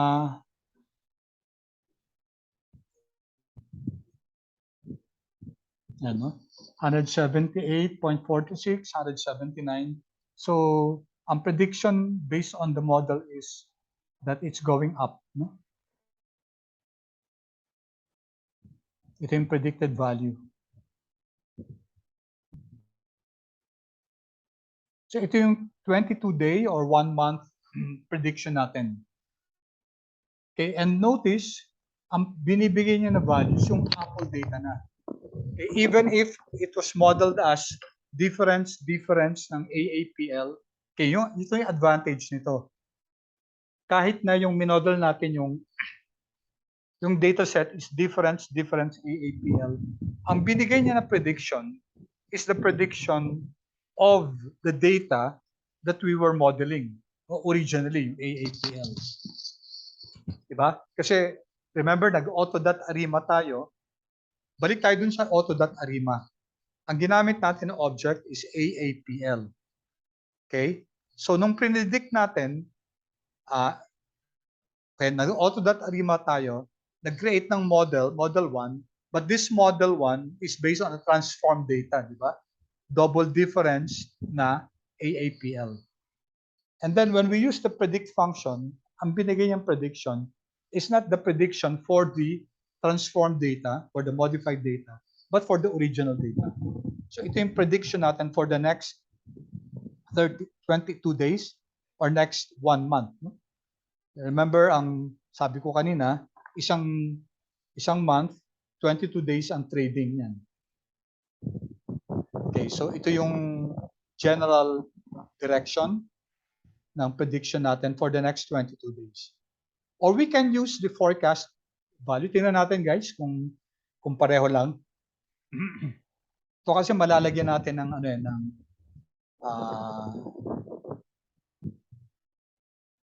winner natin 95, no?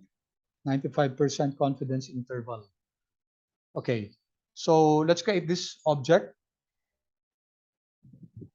Future value 1 from the forecast package using the forecast function. Mod 1, H is number of days ahead to. H ang ginagamit.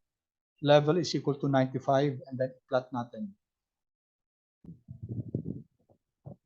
Right. So you can see here, ito yung original plot natin. Okay. And then,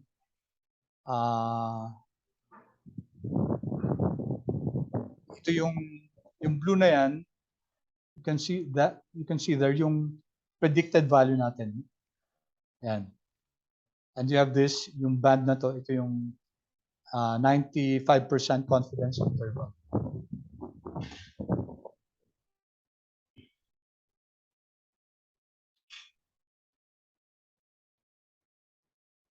Kung ibalik natin kanina sa 99.5.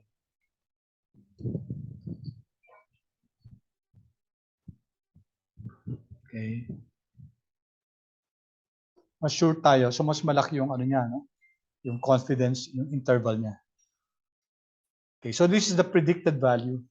And then we may want to print that. Pwede natin i-print siya.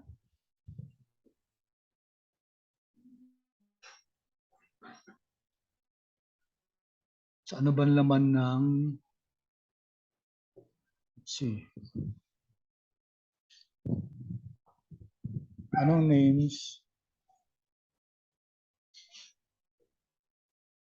Si future val. Okay, so it's an object then, no?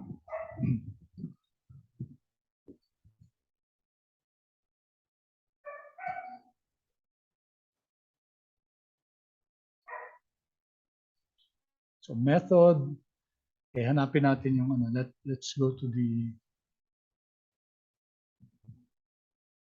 i-view nga natin to. View future value. Okay, so ito siya, no? So ito yung mga predicted value siya, yung mean. 178. Pareho lang sa sa spread, 178, 179. Kasi pareho lang kasi pareho naman yung model natin. But let's just get that. Let me get that here, head. Head ng so the object is future val 1 and then anong gusto natin, yung mean, no? And then let's get the first 20 figures. Tapos i-compare lang natin kung pareho lang siya dun sa head ng pred, dollar pred 20. Kasi 'di ba ito yung kanina, 'di ba? Yung ginamit natin yung predict ng stat function. Ito naman yung sa forecast. Oops, ano nangyari? May mali ako. Ay, sorry. I forgot the comma here. Comma? Okay. Diba guys? Parehong-pareho. No? So this is from the forecast package, yung forecast na function. This is from the predict function ng stat. Same lang sila kasi pareho naman yung model nila, yung ARIMA. Kasi model 1 sila naka-base. Okay, model 1 sila naka-base. Alright, then just a few more tests. Test for autocorrelation of error terms. Remember, di ba dati nag-ano tayo, if you recall dun sa cross-sectional data, hindi importante yung autocorrelation ng error terms kasi the data can be jumbled. No? Kasi pag sinabi yung autocorrelation, yung pagkasunod-sunod na data kung related na siya. For time series, this is now critical. This is now important. Autocorrelated ba yung mga ano natin, yung mga error terms? So we can make use of the Box-Pierce test or the Leung box test. Okay, ang null hypothesis nito, una is there is no autocorrelation among the error terms. Okay, yung second din, yung Leung box test, ganun din. No autocorrelation. Okay, so this is the syntax. Ang ginagamit natin yung rest, no? Yung rest na object, which is your residuals. So i-run natin, ito muna si Box-Pierce. Okay, the p-value is less than 0.05, therefore, we reject the null hypothesis, okay, that there's no autocorrelation among the error terms. There is. May autocorrelation among the error terms. Obvious, no? Kasi sa volatility clustering natin, an increase in the price tends to create another increase. So increase na apektuhan yung susunod, nag-i-increase din, susunod na nag-i-increase din. Kaya nakikita natin pataas ang pataas in times of increasing prices, up lang siya. Tapos on the other hand naman, pag times ng pababa, down siya.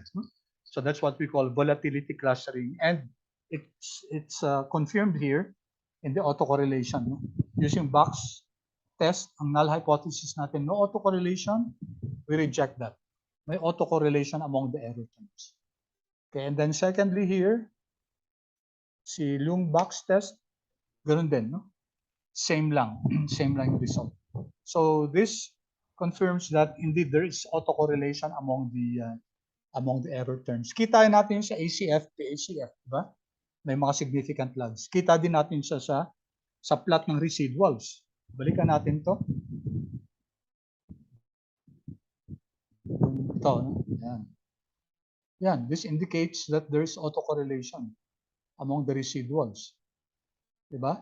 Mga significant spikes, tapos mga volatility clustering. Also this one sa ACF. Okay, there's autocorrelation among the error terms.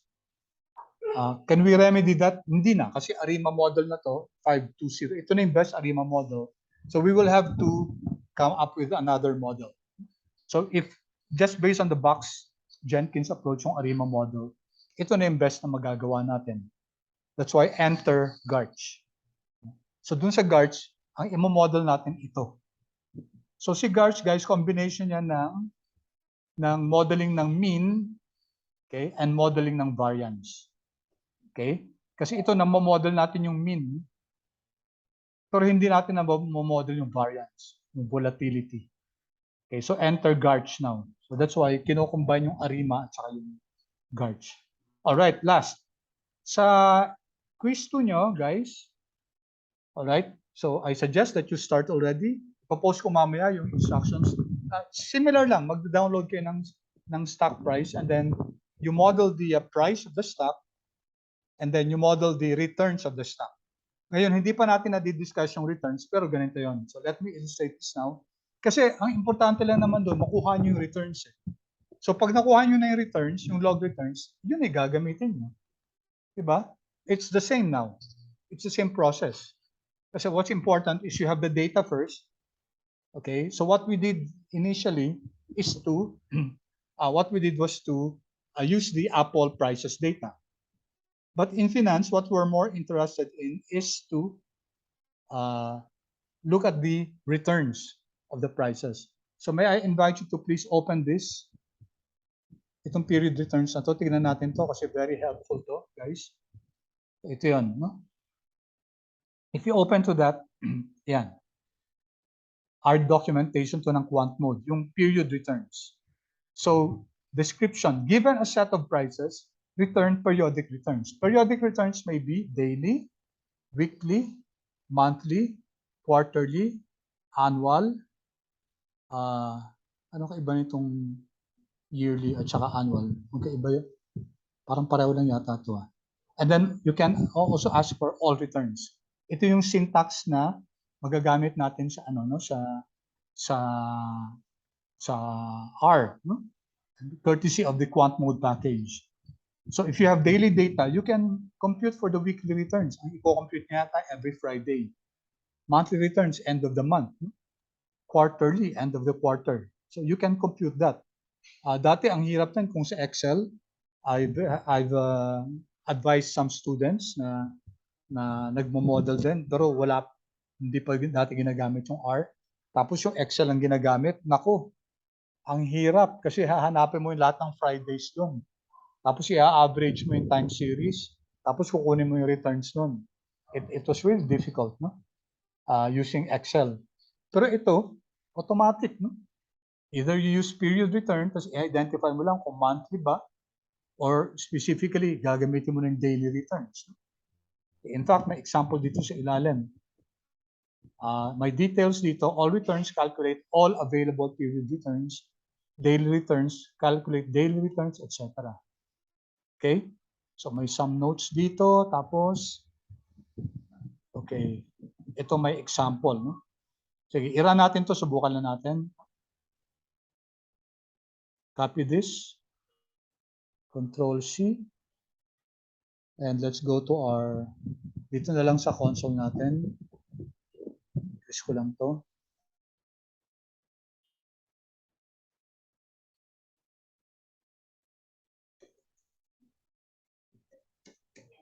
Okay, Control V. So QQQ is stuck to, no? Ito yung get symbols natin function from ano.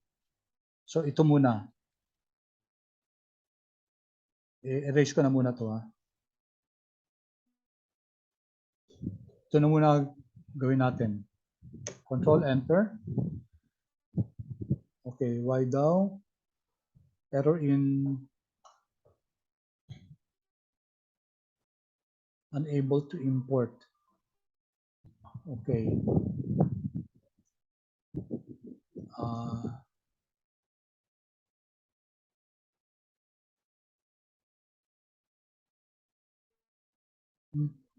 Mali.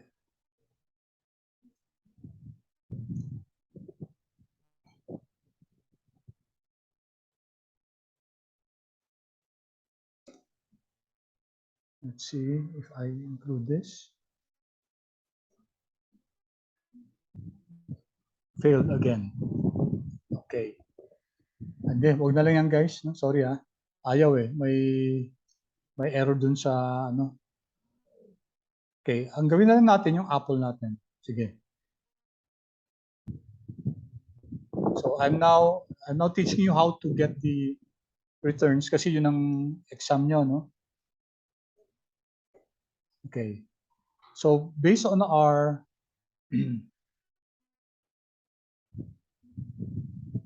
copy na muna natin to, no? Usage.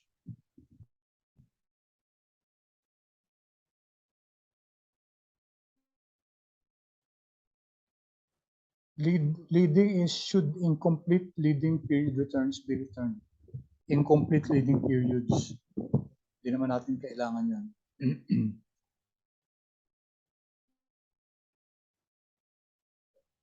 Let me put that here for reference. Okay, so you can use this. Asa na si, hindi ko na-copy sa ito. Control C.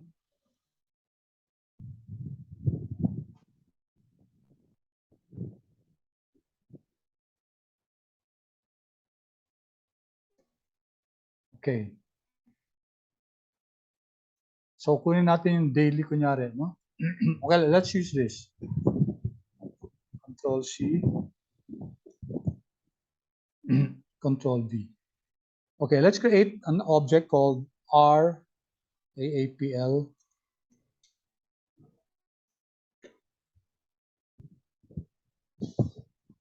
Okay, so this is return ni Apple, no? They'll return AAPL. Subset, wala na yung buong ano na lang. Kasi pwede tayo mag-subset, no? Pwedeng for our particular date lang or what. Arithmetic, that's a default. Okay. All right. So ito guys, no? I'm creating this object called RAAPL. Daily return siya ni Apple. Okay, remember Apple is ito yung data natin, no? Adjusted prices ni Apple yan. Tapos kukunin natin yung returns niya. So let's run this. Okay, so we now have this object, RR. Okay, ito, si RRAPL. Okay, so take a look at this. Yan na. So you notice yung unang-una 0, no? Kasi wala siyang previous value.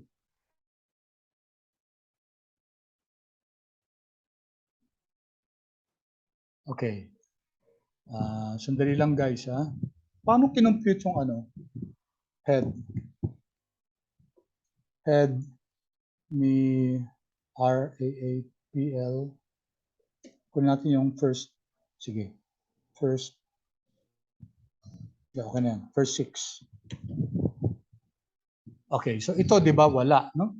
Kasi ano siya, yung wala namang previous value eh. Ito, negative 0.021. How was this obtained? So check natin yung AAPL. Sige, head AAPL din.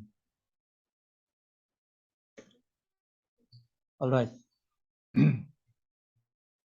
So walang return si first date kasi wala naman siyang previous value. How about nung January 3? So I'll copy this, Control C, divided by this one, and then divided by the previous Control C, Control V, minus 1. Okay? You have 0.2, ayan, no? 0.2196632. Ayan, bakit iba?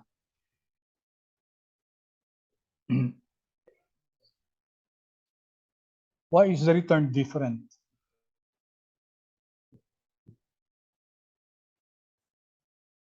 But if you get the difference, if you get the ratio, the newer divided by the older minus 1.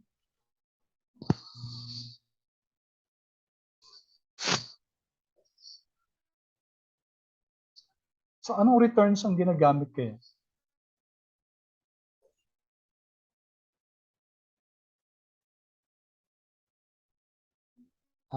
Guys, pause muna ako ha. Are you getting what we're doing here? Are you able to follow?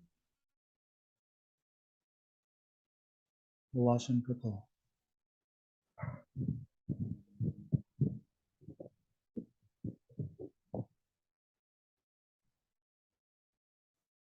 Nakakuha ba so far kung ano yung ginagawa natin? Ang ginagawa natin, kinukuha natin returns Apple. Apple yung original prices natin yan. So we can make use of the daily return function. Okay? Type arithmetic. So ano ibig sabihin ng arithmetic? Bakit hindi pareho yung kinompute natin at saka yung returns na binibigay dito? Ito 21966, ito 2196584.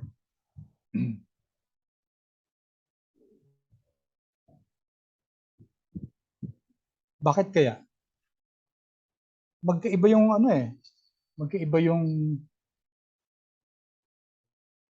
value.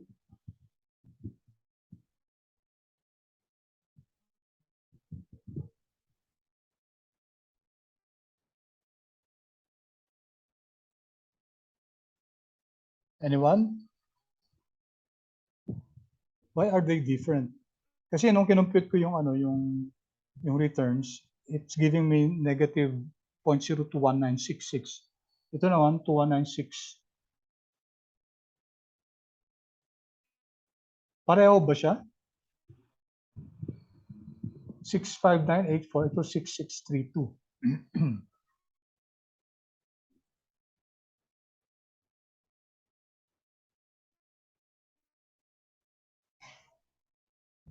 Ano bang mode ng computation niya dun sa daily return? So let's daily return. Yan. Yung kanina to eh. This one. We saw this kanina dun sa, ano?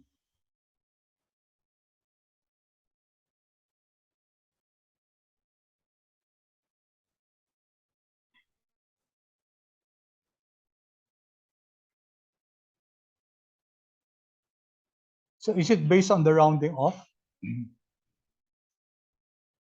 Rounding off ba siya? Guys, what do you think? 966. Ito, 96. The same sila to the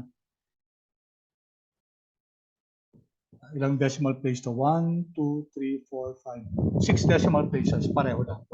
So is it because of the rounding off? Kasi hindi naman, kung ilolog natin yan guys, log ng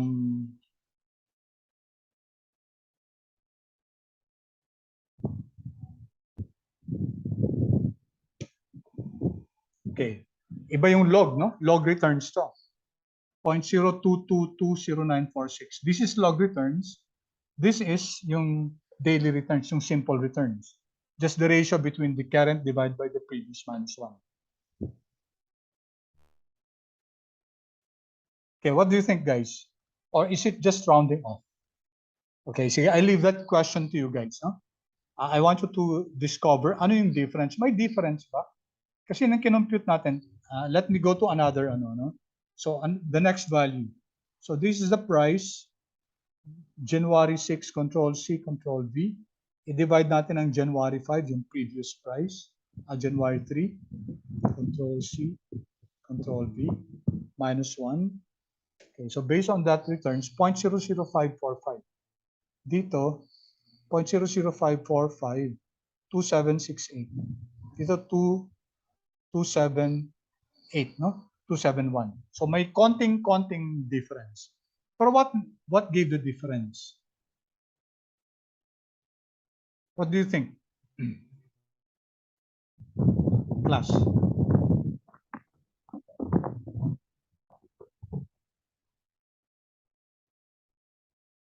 Any guess?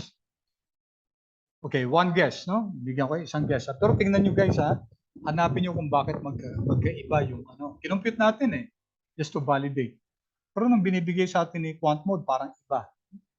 Is it because the adjusted prices are truncated here, yung ginagamit natin? Ito ba talaga yung adjusted prices? Okay, or tingnan nyo to.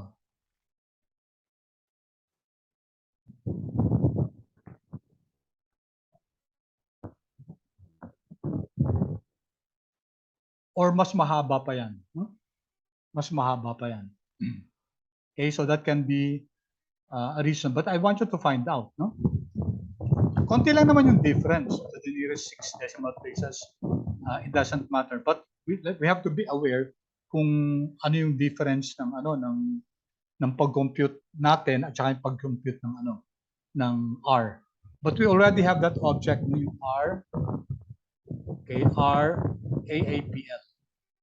Okay, so if we plot that, okay, yung simple na lang na plot. I-plot natin yung returns. RAAPL. Alright, take a look at that, guys.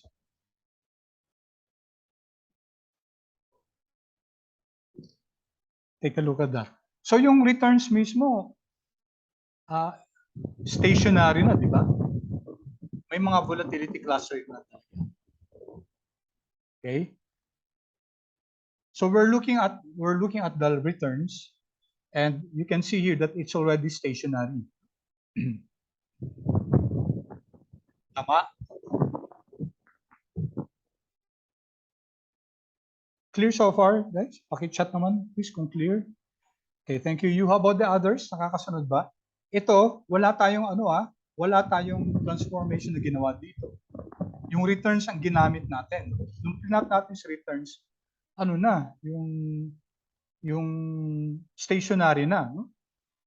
Okay? Stationary na siya, although very obvious na may mga volatility clustering, and obviously pag rinan natin to sa ARIMA, nag-model tayo ng ARIMA dito, it might turn out that our residuals are not white noise. Kasi sabi nga natin, hindi ma-address ito yung volatility clustering. Okay. So what if, that's the returns, that's the ordinary returns. What if you want the log returns? Anong gagawin natin, guys?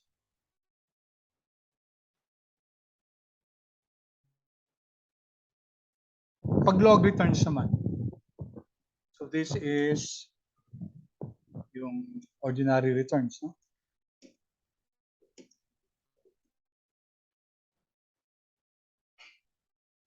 What if you want the log returns? So paano?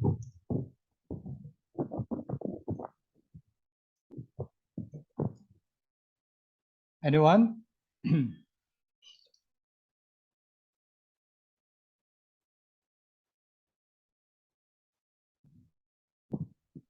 Okay, for the log returns, how do we do that?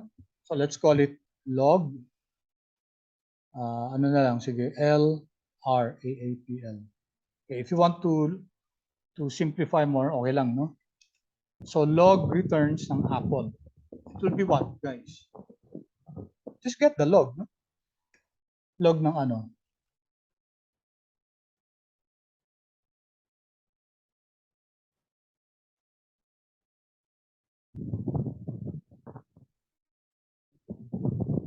Okay, I'll give you a few seconds. Okay.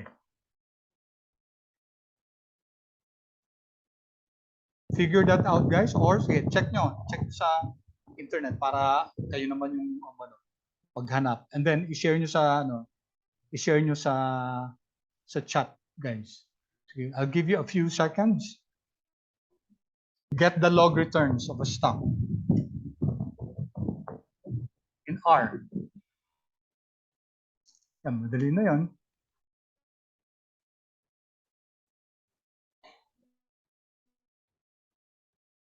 There are different ways to do this, no? May efficient, may hindi efficient, but as long as we get the value, kasi kailangan natin makuha yung log returns, no? So yung una, ang inon natin yung ordinary daily returns. Ito naman, log returns. Usually, guys, ang ginagamit, log returns. So we have to know how to get the log returns. So paki-chat sa chat box, guys.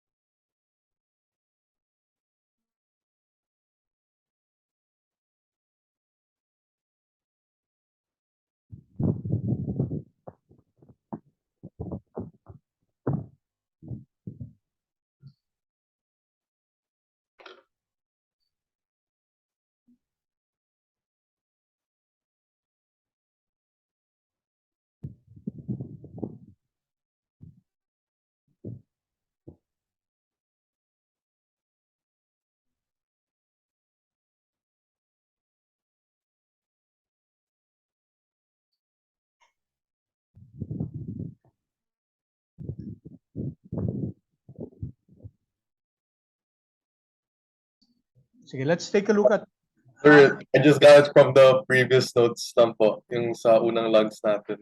The log odds ratio pa. Ikaw kala ko naman, ano. Pero wala pa tayong LRAAPL. Ano yung LRAAPL na yan? RAAPL lang pala po, sir. Oo. So, bakit naging ganon?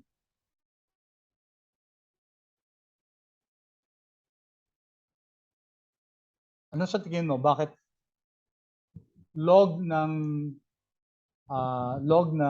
RRAPL divided by 1 minus RAAPL? Trinay mo na ba yan, Yu? Not yet, sir.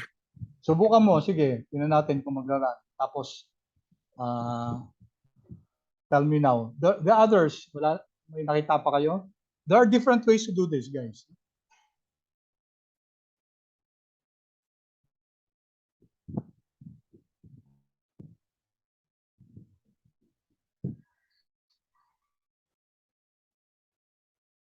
You can search the net, guys.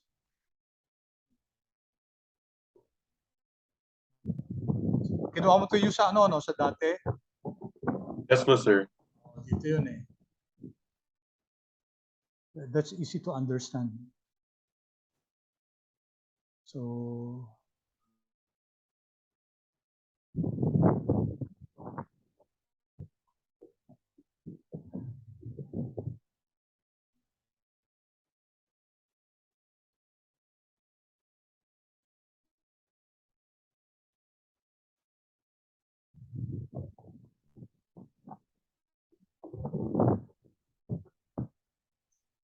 asan na yan? Anong line yan?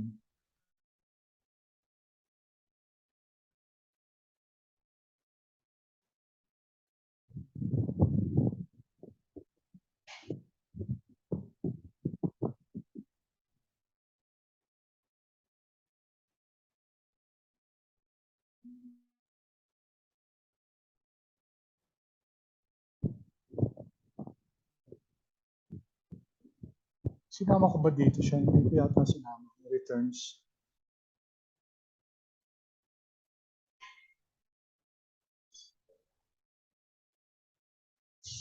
Guys, ano na?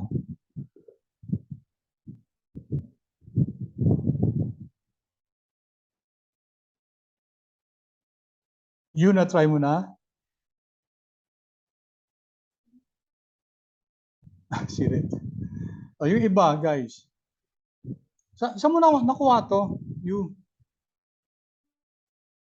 Sa iba pong file, sir, it's a lumang log. Pero yun na po yung alam ko na log, sir. Kasi, if you take a look at this formula, log ng RRAPL, tapos ano ibig sabihin ng divide by 1 minus?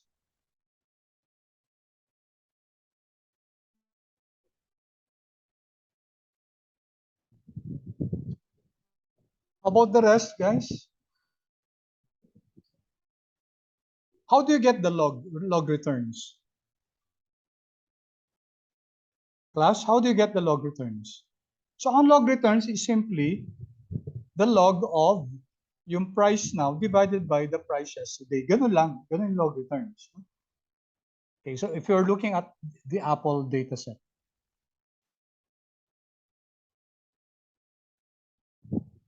let's go to the Apple dataset.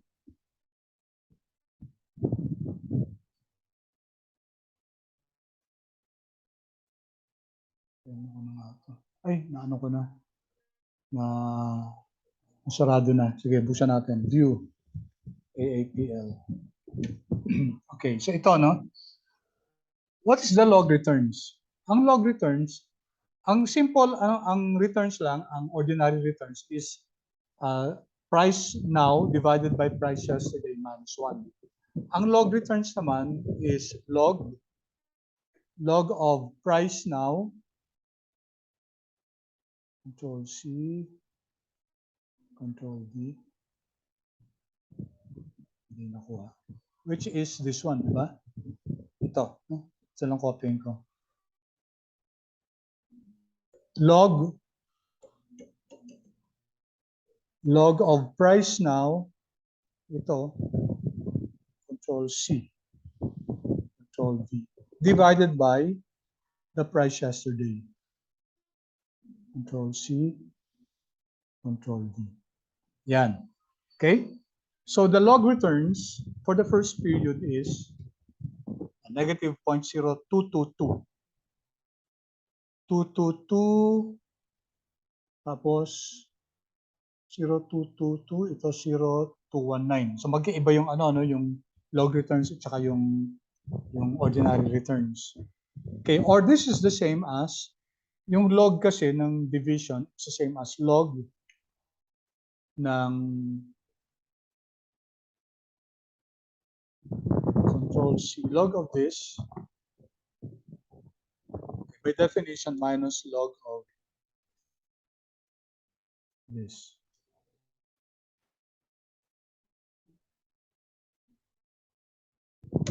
Okay? Yan. Right. So yan ang log. Either log of this one divided by this one. Okay? Or log of this one minus log of this one. So paano natin ma-generate yun? Guys, still waiting for your answer.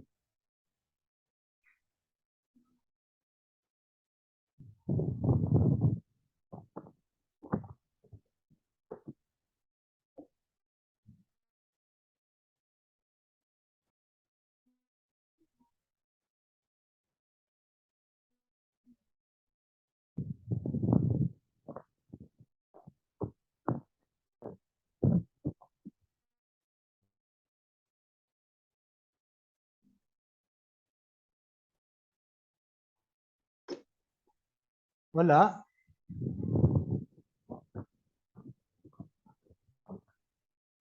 Okay, sige. I'll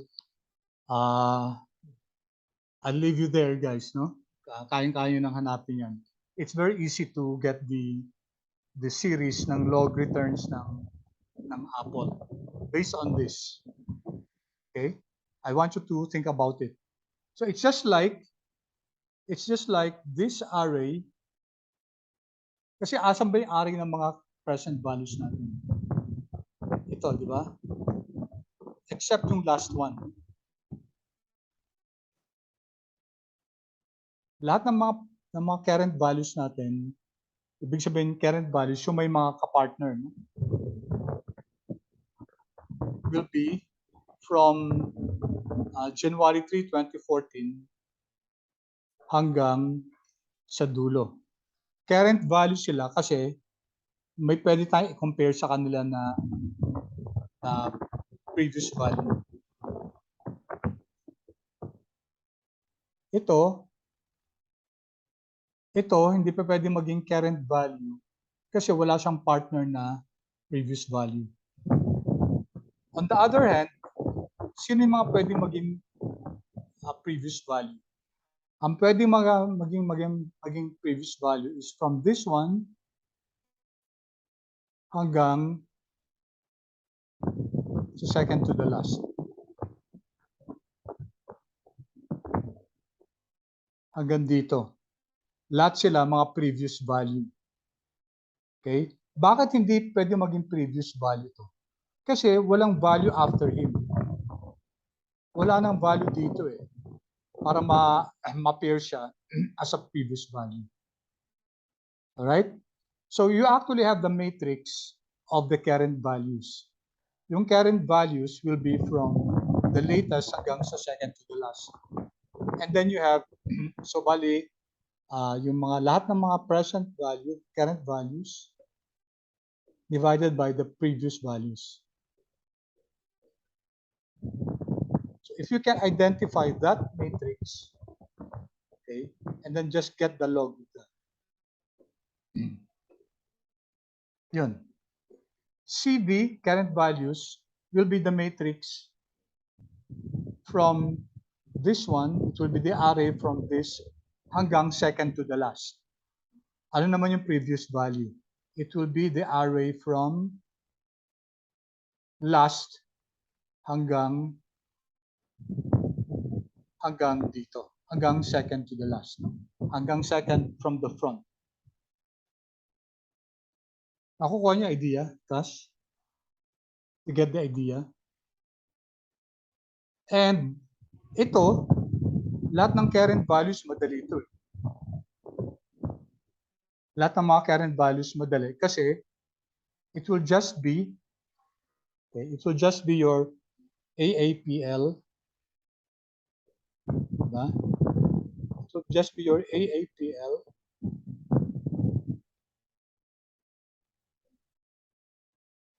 minus 1. Yun. Yan. AAPL minus 1. Ibig sabihin, huwag natin isasama yung unang-una.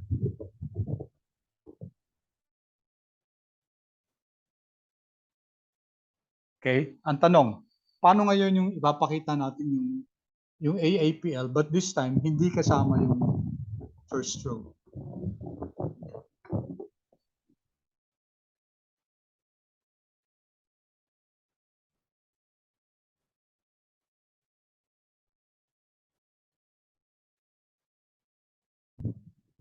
Kuha ba?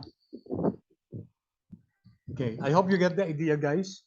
So, I leave that to you. Kasama guys sa ano nyo, kasama sa quiz number 2, no? Itong ARIMA and comparing with guards. Right? ARIMA with guards. Bali, i-split na lang natin yun into quiz 2 and quiz 3 kasi isa pala yung quiz 2 nyo. But we will just combine it and then I'll just split it into quiz 2 and quiz 3. Kasi dapat yung guards continuation niya ng ARIMA. Okay, so sige, that ends our discussion for today. Okay, any questions? Stop recording now.